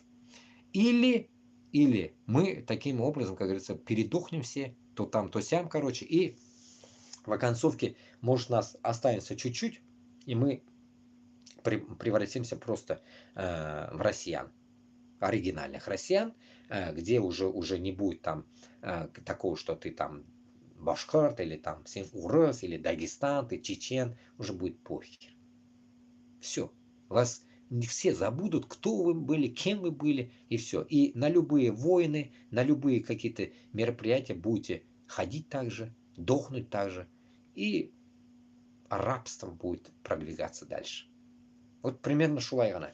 Другого я здесь варианта, ну, вот в данный момент я другого варианта не вижу, туганлар. Вот реально я вам скажу, я не вижу другого варианта. Почему? Потому что мы пришли к такому максимуму, что уже, наверное, бүтін сүзләр сөйләнді. Бәлкім, Аллаһ Тәғәлә миңа бирмидер еще какой-то фантастический ниндидер сүзләр сөйләргә, мен белмим, чтобы вам открыть душу, калбыгызны ачарга, мына сезгә мин, может, я не могу донести это правильным образом. Хрен знает, блин. Но суть, вот что я вам постоянно говорю, это я вам искренне говорю все. Вот как есть, вот пытаюсь что-то найти в телегу закачать, закинуть туда-сюда, вот что я смотрю, наблюдаю, закидываю, там люди другие закидывают, я их не тоже прочитываю и так далее. Вот примерно шулай. А сізді есть только вот какой-то вот, знаете, вот шаг вперед и 10 шагов назад. Қорқу бар. Понимаете, сіздің жүректен, жаныңыздан, білмеймін, недетір қорқу бар. Мына шул нәрсәдән, сіз шул тойғыдан никак не можете избавиться. Вот мен білмеймін енді бұл. Мен дұрысын айтсам, я вот за все время, вот порой иногда мне вопрос возникает тут, там, у тебя есть, есть инда, Аллах шкаль, родственники об этом вообще знают? И на днях тоже такой вопрос был. Я говорю, у меня родственники об этом не знают. И я вам 1000 раз об этом говорил. Вот я сколько я говорю с вами, да, я как с вами уже общаюсь, как будто бы я говорю к своим родственникам. Понимаете, вот я высказываю все и говорю всем это. Всем одинаково. И в тот же момент же туганларым білмей. Мына туганларым көрсә, может где-нибудь наткнуться, если увидят меня, и они просто в шоке будут. Я вам говорю. Потому что они тоже живут в таком же облачном мире, как и вы. Они тоже мечтают в каком-то узком пространстве, они живут. Они не понимают, что есть другой мир. Есть независимость Башкортостана, есть Татарстан независимый. Они не понимают этого. Поэтому не скажу, что там я прав, и вы все неправы, и только вы неправы, то, что вы не можете понять этого. Нет, нет, вот у меня почти 100% родственников такие. 100% родственников такие же, как и вы, которые не могут понять, что вы живете в неправильном мире. И есть еще правильный мир. Вот что я хочу донести. Поэтому, значит, мы, делая такой тут сравнительный ответ, делаем что? Значит, правильной жизни даже в Турции нету. Эрдоган, получается, грубо говоря, подопытный диктатор, которого мы не можем понять. Точнее, я-то понял, вы не можете понять. Вы не можете понять, что Путин ваш враг. Не можете понять. Вы думаете, что Европа для вас враг. Или Америка для вас враг. Вы это тоже не можете понять. Потому что, с одной стороны, они нам враги, с другой стороны, они нам могут, наоборот, помочь уничтожить Путина. Этот тоже момент нужно использовать. Нужно каждый момент использовать для своей выгоды. Как и они пользуют нами, мы тоже должны их использовать, понимаете? Шунарга, сіз уянарга тиешсіз таким образом, что sizda есть один вариант. Цель. Цель – это независимость Башкортостана с Татарстаном. Все эти территории, которые нам остались от бабаларыбыздан, бушка юкка түгел да инде. Олар бушка юкка Алдар Батырлар булмаган, Сават Юлаевлар булмаган. Олар нәрсә өчен үлеп киткәннәрен сез әз генә булса да аңгыра булмасагыз, аңларга тиешсез. Аңкаулык ул уже җитәрлек уже. 500 ел аңкаулыкта яшибез бит инде. И то алар шу аңкаулыкның ичендә чыккан халык алар. Шуны ичендә уянган егетләр. 26 ел башкортым дип утырган Салават бабабызны аңларга кирәксез сез. Ул нәрсә өчен утырды 26 ел? Җәһәннәм тишегендә әллә кайда, Эстониядә. За что он сидел? За что он умер? За что его так ненавидели? За правду. За правду. И поэтому siz durustlikni sizga aytib chiqqan kishini yog'in olmasdan nidedir imonsizlik jahannamni yo'lini выбирать etasiz. В чем проблема? Narsaga so'ng shunday xalqimiz bo'lib qoldi bizni. До такой степени siz до такой степени же не могли вы очерстветь. Шулай ук sizni joningiz toshga aylandimi? Bu bit endi вообще bit endi imonsizlikning самая низкая ступень, ниже плинтуса. Я считаю, что от этого, я не знаю, как-то избавиться, наверное, надо таким образом, что вы должны осознавать, кто вы. Молодежь, я примерно понимаю, осознает. В ТикТоке постоянно вижу молодежь нашу, которая пытается там башкортмен, татарман, грузит, то все. Ну, вроде бы у них, но шул молодежь бит инде 18-да 20-15 яшьлек кызлар, малайлар. Аларны бит әтәләре минем кебек тә инде белән. 40-ка тулмаганнар. Монкалар. Алар нәрсә уйлый икән? Шу 40 яшьлекләр, которых я вам призываю с 30 до 50 взять в руки оружие и пойти против Москвы. Вы-то о чем думаете? Вы думаете, что ваша хата с краю, и вы просто пришли, пожили, лет 70, там, 100 поживете, умрете, сдохнете, и все, или там на войне сдохнете, вон там, блин, в Украине, сгниете в мясорубке, и все, вас сожрали свиньи, мы и вас не найдем, и все, с концами. А потом сені балаңны, қарындашларыңны, туғанларыңны кім сені қарый? Сен шуны ойлағаны бармы? Если мы на такой степени уже такой степени черствые стали, дальше же что будет с нами? Дальше мы что? Вы что? Кому что хотите доказать?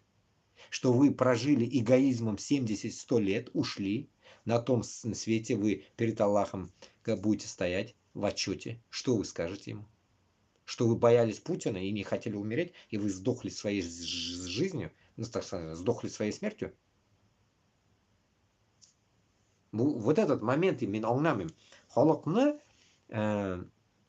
зомбировать итсә дә, но үлемне-то, сені үлемеңне никто не может зомбировать. Ни Путин, никто тебе не поможет там. Ты там не можешь, как говорится, опереться на кого-то. Там не будет ни мамы, ни папы, никто не будет опереться за тебя. Джаханнам, как говорится, будет у тебя. Минимум это так. Только какая планка его, неизвестно. Поэтому я считаю, что хотя бы, если ты уже чувствуешь, что уже все, писец, ну хотя бы ты сделай свое дело, как говорится, сделай за Башкортостан и за Татарстан какое-то дело. Какую-то вот, знаете, вот, была бит кешедә мына ниндидер теге әз булса да Аллаһ Тәгаләннән рәхимлек була ул. Беләсең нинди рәхимлек? Хатынын ярата, баласын ярата, Путинны ярата. Ну шулык вакытта бит теге семьясын бит ярата. Значит, шул семьяң өчен генә бит син нәрсәдер эшләп калдырырга тиешсең. Нәрсәдер, нәмәнекедер калдырырга тиешсең. Белмим, нәрсәнедер калдырырга тиешсең бит, блин. Кызың, балаң, улың үсер өчен нәмәнедер калдырырга уйлыйсың бит. Ну, значит, шул рәхимлекне бит Аллаһ Таалам сиңа әз булса да биргән бит. Хоть он лицемерен, шундый пакыш шундый. Ну, вот этот момент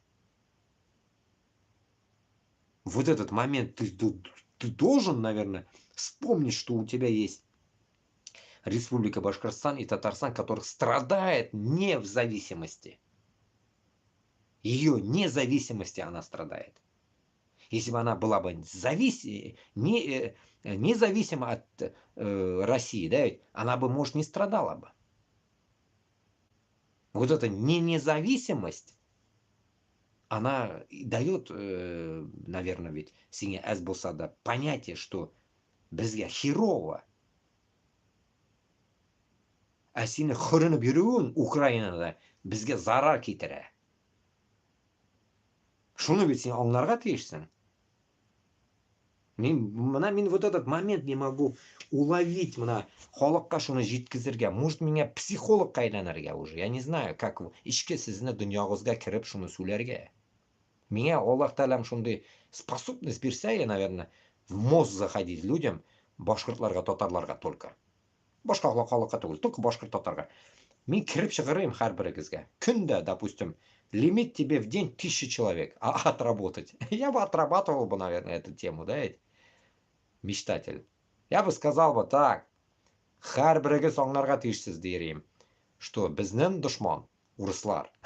Шуны аңлагыз. И все, вот пару слов я им каждый день вливал бы в голову по 1000 человек. Понимаете? Ну, я не знаю, как вам вдалбливать то, что это ясно уже всем. Сколько этих мы передач пересмотрели, сколько извинений на, на дрон, на Баба-Ягу, когда говорят, все, не убивай, я свой, я башкорт, я татар, не убивай. Сколько мы таких видели уже? А узкожопых сколько видели? Сколько людей так плен взяли украинцы, не убивали? Где-то убивали, мощно убивали. Ну сколько вот? И в тот же момент можно сравнивать, что сиңа бит шунда бит инде легче булмас иде микән, чтобы на том месте, где ты извинений просишь какого-то дрона, ну, по крайней мере, конечно, там смотрит украинец на экране, на той стороне, но ты же мог бы в этот момент просто сказать: туганлар, башкорт, татарлар, бу безнең сугыш түгел. Я не пойду. Я пойду против Москвы, но в Украину я не пойду. В чем была ваша проблема?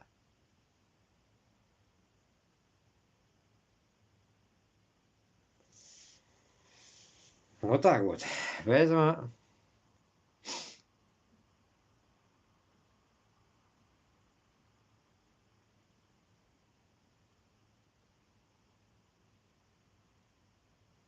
вот здесь вот закидывали тоже вот интересное место, как раз в тему прочитаю уж в Телеграме у меня подписчик. Исламский юрист доктор Мехмед Акивджан. Те, кто не присоединился к походу Табук, когда мусульмане еще не подвергались активным нападениям, описывается в Коране либо как лицемеры, либо как люди с больными сердцами. Даже те, у кого были веские оправдания, привязывали себя к столбам мечети и ждали, когда о них будет ниспослан аят. Сегодня мусульмане притесняются, их кровь течет рекой, а у вас тоже есть армия, но она не собирается в поход, но нет у тебя ни искренности, ни раскаяния, и нет от тебя ни одного ниспосланного знамения, чтобы привязать тебя к столбу, мечети, чего вы ждете? Как ты ответишь Богу? Вот правильно, как раз. Прям в тему примерно рассказывал до этого. Это 18 марта мне отправляли. Вот и думайте, да, реально. Никто вас никуда не привязывает, чтобы вы против Москвы не шли. Или там шли. Никто вас не привязывает никуда, чтобы вы не шли в Украину. В чем проблема? Ну да, вас же привязывают, обоссывают в армии только уже. В армии обоссывают ваши, свои же, ваши любимые русские. Вас любят же они, что псут на вас в ямах. Держат вас голышом в ямах, издеваются, на мясо пускают вас. Вот из этой категории. Даже вас привязывать не надо, как говорится, самим вам. Вас привяжут сами они.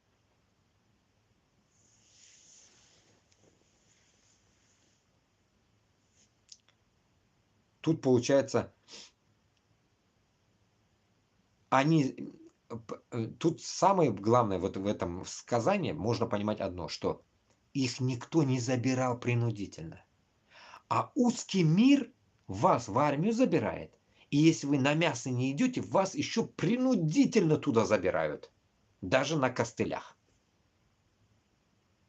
Понимаете? И это вы на джихад идете против украинцев. Как вас там эти недоделанные мусульманские муллы вас отвозят туда, крестят, грубо говоря, вас всех, отправляют, как говорится, говоря, что это джихад. Как это все происходит у вас?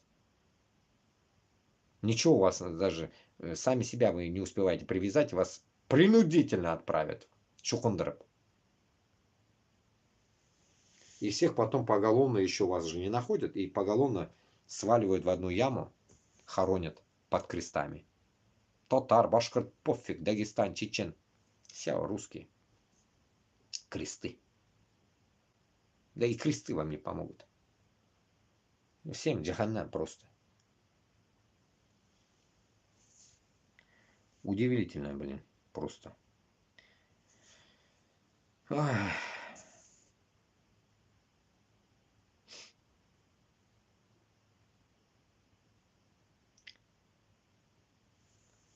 Да, вот этот еще закидывал. Мне интересно стало вот этот момент. Эту тему давайте тоже развеем сейчас. Про золото.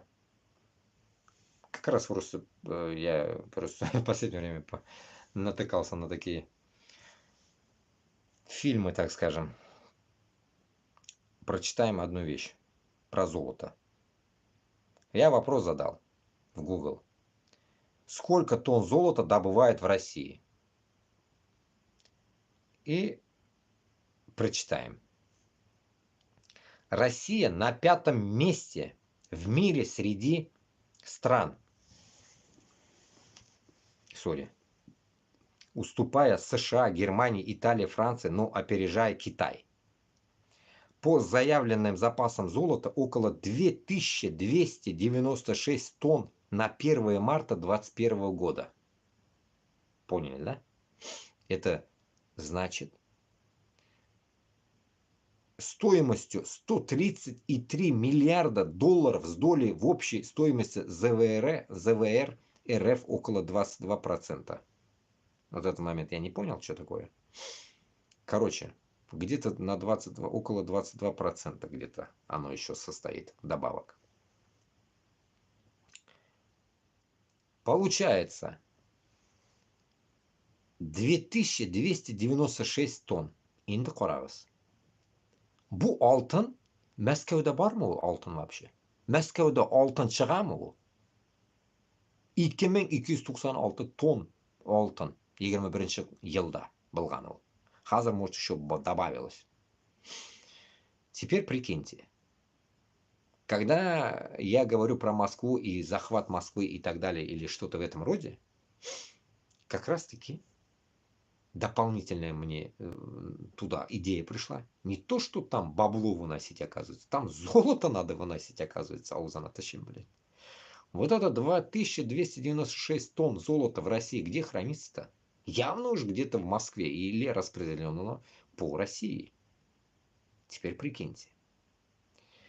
2296 тонн, допустим, 2500, давайте скажем, к этому году, да? Допустим, к 25 году пусть 2500 будет. Округлим.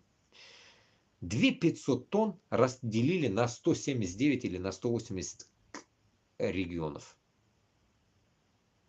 По идее, это не их золото. Но можно разделить. Проблем нет. Чтобы не были крысами. Разделить полностью. Из их, конечно, частей, может, за 179 регионов, может, и Москва заходит, я не знаю. Минусовать Москву. Москву оставить без штанов. Им ничего не оставлять. Все золото распределить по тем регионам, которые называются захваченными Москвой. Но, наверное, я думаю, все золото это выходили с Алтая, это, блин, с этого, с Саха-Якутии, всяко алмазы. И Сібірлерден қойдандыр. Шуннан шыққан ол алтын, наверное. Ну, какая-то часть Башкортостаннан, наверное. Татарстанда бар ма, yok mu bilмеймін. Кавказда бар ма, yok mu bilмеймін. Вот примерно, вот представьте. Столько есть золота. 5-е место. 2296 тонн. Это 130 миллиардов долларов. Значит, примерно 150 миллиардов долларов пусть будет. 2,5 тонны. 150 миллиардов поделить, так скажем, ну, в денежном эквиваленте на все эти регионы. 150 миллиардов поделим на 150 регионов. Хер с ним. Что получается? Получается по 1 миллиарду каждому региону. Даже маленькому в Дагестане региону, допустим, в Дагестане сколько наций, да? Национальностям. 1 миллиард отдать, это ё-моё, наверное, будет. Это до хрена, да, 1 миллиард? Допустим, просто. Вот. Вот. Это и золото. Цена золота, это как бы центра, ну, как бы золотой запас, так скажем. Не говоря о том, что финансы, ценные бумаги, всякая хрень еще, плюс еще, которые дует сейчас Зеленский с 300 миллионов захваченных денег в Европе, которые лежат там по всем банкам Англии, там, Швейцарии и так далее. Их процентные ставки по обороту. Это все, если нашкребсти. Это столько бабла вынесено с этой России, что уму непостижимые деньги. И потом вы говорите, когда мы будем бедные, опять вспоминая Габбасова, мы будем бедные, невозможно будет подняться и так далее. Где невозможно будет подняться? В России. В Россию, которые хотят и Китай раздербанить, и Америка, все. Невозможно будет подняться, что ли? Да там ондай, сенің невара-шевараңа житашак онда. О, туғанларыңа житашак, жиді бұң, туғаныңа онда, туылмаған, туғаныңа житашак, ол бойлық. Ресейде шыққан бойлық. Африканы да 100 мәрте ашатырға житашак. За этими деньгами, вы что? Это столько награблено за 500 лет, понимаете? Я и не говорю, это еще все деньги еще отобрать у этих уродов из Рублевки. Об этом еще речь не идет. Начиная с Соловьева, сколько бабла он получает. Соловьев только сам сколько бабло получает. Урод. За свои какие-то тупорылые передачи только. Сколько бабла он отмывает. Не говоря о том, что там Песковые, всякие Скобеевы и так далее, овечки всякие. Олар, да, сколько сейчас залегло. Да хера у всех. Теперь дальше сравнение идет. Сколько тонн золота в США? Он тоже как-то вышло, и я решил скриншотить. США резерв золота 133,46 тонн. 8 тысяч тонн. 8 тонн 133 кг, короче. Как-то я не понял. 8133 тонн, короче. По данным Всемирного золотого совета на конец 2024 года. Доля драгоценного металла в общем объеме золотовалютных резервов ЗВР составляет 74,97% США. Является лидером по объему золотых запасов в мире. Само собой. Откуда у них это золото? У них, наверное, они их не личное или наворованное откуда-то с Африки. Хрен знает откуда еще. 8 тонн! Вот и думайте. В России 2 тонны, а тут 8, на 4 раза больше, блин. Ну, поэтому Америка и богатая. Я, наверное, думаю так. Идем дальше. Сколько тонн золота добывают в России? Запасы добычи золота в России, по данным World Gold Council или Council, добыча золота в России 2023 года составила 321,8 тонн. Таким образом, наша страна заняла второе место в рейтинге стран-производителей золота, уступив только Китаю. 378 тонн. Китай 378 тонн взял на 30 сентября 2024 года. А Россия 321 тонн и 8 на 23 год. Вот и думайте после этого. 300 тонн, грубо говоря, в год у них выходит на 23 год. 300 тонн. 300 тонн золота. Откуда они вытащили? Всяко Башкортостаннан чыккану. Вот я не помню, где-то я читал раньше, что-то Хабиров по золотым этим приискам ходил, еще этот говорил, лялякал, Ильдар Юмагулов, Казахстаннан, бла-бла-бла, короче, он в прошлых годах, помните? В этот момент я помню, там что-то он говорил, я не помню, сколько тонн выходит в Башкортостанда золота. Вот не соврать, то ли 30 тонн, то ли 50 тонн вышло дегенлярия шунда в год. Или 8 тонн. Я не могу сказать, короче. Если кто знает, короче, напишите мне куда-нибудь в Телеграм. Вот примерно так. Хабиров это ходил по золотым этим местам. Помните, видосики показывали, видосики мы смотрели всякие, как Хабиров ходит там по золотободобыче где-то там. Когда лучше, даже не знаю, в Учалах, может, где-то там, где они там подземелья роют. Вот шулай. Вот шулардан соң инде нәрсәгә мен к этому наткнулся, ну, идем по порядку, да, смотрим. Что я хочу сказать с этим? Что Башкортостан, Татарстан и Россия вообще сам по себе, Россия, он не бедный. И не нужно говорить о том, что как мы будем дальше жить. Все отберем обратно себе. То, что нужно, все отберем. Это я еще по золоте просто прошелся. Как я вам напоминаю, еще другие ценности есть. Газ, нефть, он акчалар кая. Олар ведь не могут эквивалентом золота относиться. А на это другое. Это другие бумаги. Это ценные бумаги. Это ценные бумаги относятся, я думаю. На ценные бумаги это относится. Шунарга дуслар.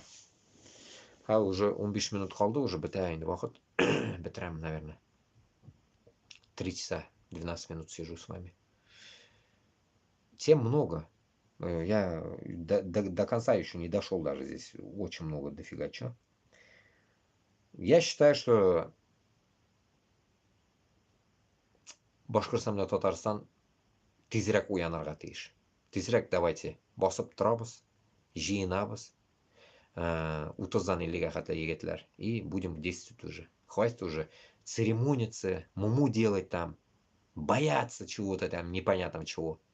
Давайте будем уже конкретно уже как нормальные мужики брать в руки оружие, собираться, скидываться, искать бабки, искать инвесторов, договариваться с зарубежными лидерами о том, что Башкортостан и Татарстан, как мы, будет захвачен нами, мы потом долги все отдадим.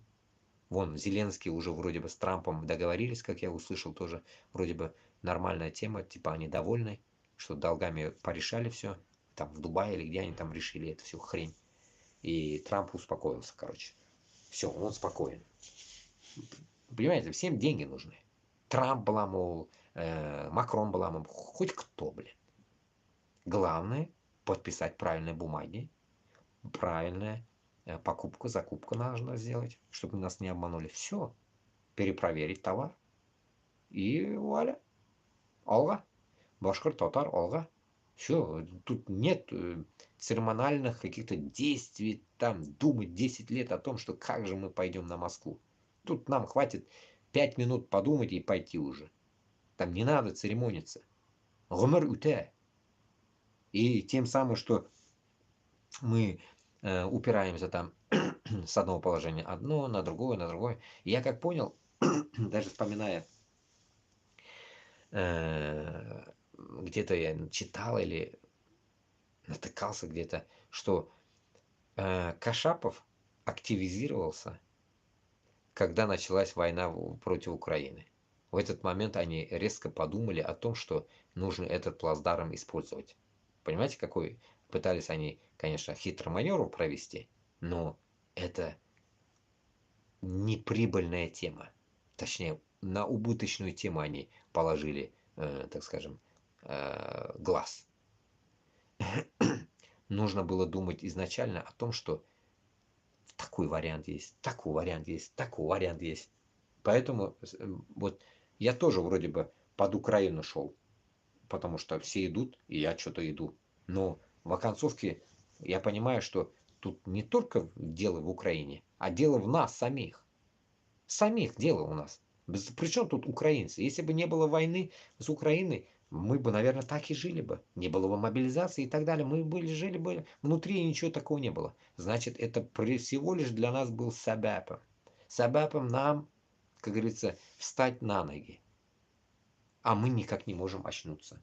Что нам пришла причина того, что мы должны встать. Мобилизация дала нам толчок очнуться. Теперь этот толчок для нас как заводная кукла, так скажем. Мы уже заводные, все. Мы поняли, что независимость нам обязательно нужна. Это классно. Независимость это круто. Мына шуны гына без аңлап жеттік, но реализация с теми людьми, которые никак не могут понять, что манкурство, рабство это не дело, и так жить нельзя, а нам нужно конкретно действовать тому, что у нас есть своя независимость, свой менталитет, что без башкортхан татар, и погибает наш народ на войне. Ни за что. Причины пачками хватает. Тут не надо искать у кого-то причины и от этого исходить, что у нас нету сабапа, нету сабапа. Сабап борласан. Если бы, окей, мы не думали, мы думали бы, допустим, я даже не рыпнулся бы, наверное, мобилизации нету, ничего нету, война идет, ну и пофиг, живем дальше, особенно я в Москве жил, и все, живем дальше. Это как вот тут до этого читал одно предложение, привязать себя и так далее, и ждать море погоды. Tosh yog'ib tosh yog'armikan, quyosh chiqarmikan deb kutib o'tiramanda на Луне. Понимаете? Поэтому нам конкретно сейчас уже, так скажем, шайнап уже бирделер бізге. Пояснили так, что нам уже дошло, что мы от этого сабапа, от этой причины поняли, что нам, оказывается, все-таки нужна независимость. Мы не можем внутри жить. Потому что вот эта война и дала нам вот этот толчок нахрен в задницу, что мы тухнем, мы уменьшаемся. И бізге хоть как нужна вот эта политика мустақил боларға, өзі бізге нешіктір биклі өзі бізге, қоты өзі бізге, мына шундай бұларға тиіш біз деп өзі бізге уже теге уяту нәрсеге келерге тиіш вот нешіктір вот этот вот мысльлары. Біздің ойларыбыз уже шул независимость белән должны озадачены быть. Только вот эта наша независимость дает нам о том, что мы до такой степени, так скажем, были где-то обмануты были обмануты, что вот этот 500-летняя ложь, да ведь, бах, вышла вот именно в такой момент. В обличии мобилизации, в обличии мясорубок вот этих. И все вот это канители, которые проходят с вами там, Башкортостанда, Татарстанда, бардак этот весь. Не говоря о том, что и весь этот бардак еще куда-то вернуться должен после вот этой остановки войны. Вот так вот. Примерно так.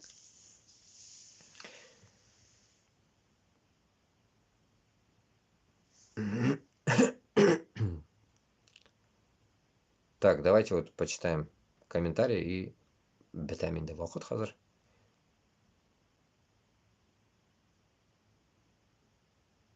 Не волнуйся, бро, есть в Украине наши братья, которые воюют за Украину. Так, сколько тебе платят за этот бред, чаплашка? Данияр Зайнуллин. Угу. Да, бро, мне понятно, о чем ты. Ты просто любишь свой народ и обидно видишь, во что превращается и в какую бездну нас затягивают эти законы и войны.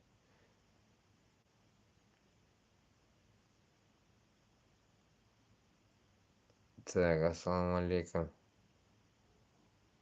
Рамазан Ае. Ураза Кабул Булсын, все правильно, особенно с обманом зрения.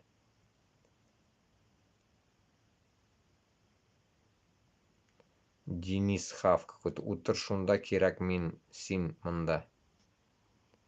Какие-то манкурты всякие писали.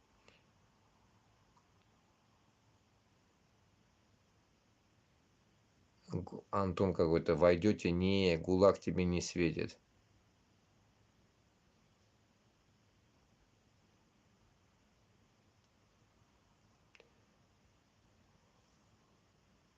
Во всем виноваты губернаторы, президенты и бизнесмены. Не все есть среди них достойные, но к ним никто не прислушивается.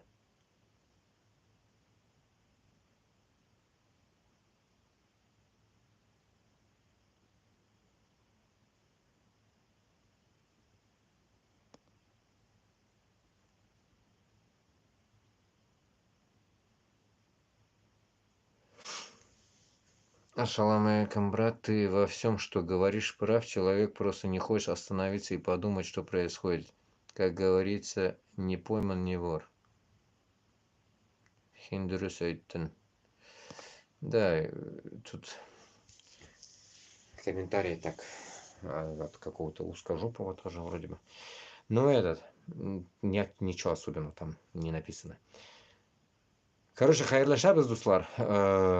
В ТикТоке Дурткиши, в Ютубе Дурткиши, короче. Максимально распространяйте, если YouTube у меня не заблокирует, как говорится, распространяйте ссылку мою хотя бы, потому что никто не осилит 3 часа моего разговора. Поэтому лучше, наверное, ссылку отправьте или какой-нибудь кусочек вырежьте, отправьте, я не знаю, кому-нибудь. А так я вот сейчас на другой телефон тоже записывал, ну какие-то моменты, которые я вспоминал, записывал. Их тоже я загружу в ускоренном виде, только я буду загружать их куда-нибудь на другие каналы мои дополнительно, чтобы другие каналы тоже развивать надо, на всякий случай. Шундыхаль, дуслар, ярар, уразалар сынапта кабыл болсын, будем заканчивать на сегодня. И тоже сухур сделаю, и намаз будет потом, и отбой, короче. У меня режим другой у меня сейчас. Шулай, сағат 4 тула бізде, короче. 4, сізде Башқұртстанда 8. Вот так вот. Ну, у вас уже все, рабочий день. Джума. Джума сегодня, да? Джума Мубарак болсын. Да, Джума сегодня, 21 марта. Бүтініңізге Джума Мубарак сразу. Как говорится, уразалар. Бора. Все нормально. Ну, спокойной ночи я не могу сказать. Вам хорошего дня. Мне спокойной ночи. Спокойнее утро. Ярар, рахмат, Нарсекей. Еще пишите комментарии в Телеграм. Телеграм у меня, знаете, да. Хорватия, граница Хорватия. Что такое называется? Граница Хорватия. Вот там. Ну, увидите какие-то там фотки, мотки, вы поймете, это я. Ну, там на карте границы, как в Телеграме, увидите. Карта вот эта Хорватии, короче, там. Вот так вот. Вот этот канал. Еще заходите, будем общаться, дружить, как пишите. Негативщики тоже пишите, как говорится, и такие нормальные тоже. Ну и Сансов. Будем тогда закрывать в этот ТикТок, а потом телегу. Точнее, этот YouTube. Рахмат. Скажу я вам сейчас, сколько этот в ТикТоке людей было. Ну, этот ТикТок у меня, считайте, новый, не старый. 318 зрителей было, оказывается. Ну, рахмат. Ну, такие мимолетные всяко уж.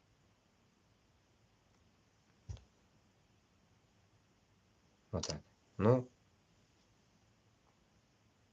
ишан sog' Mana yobam 6 kishi rahmat uzoqqa o'tirganlarga. Tora tig'iz do'stlar. Kutib qolam.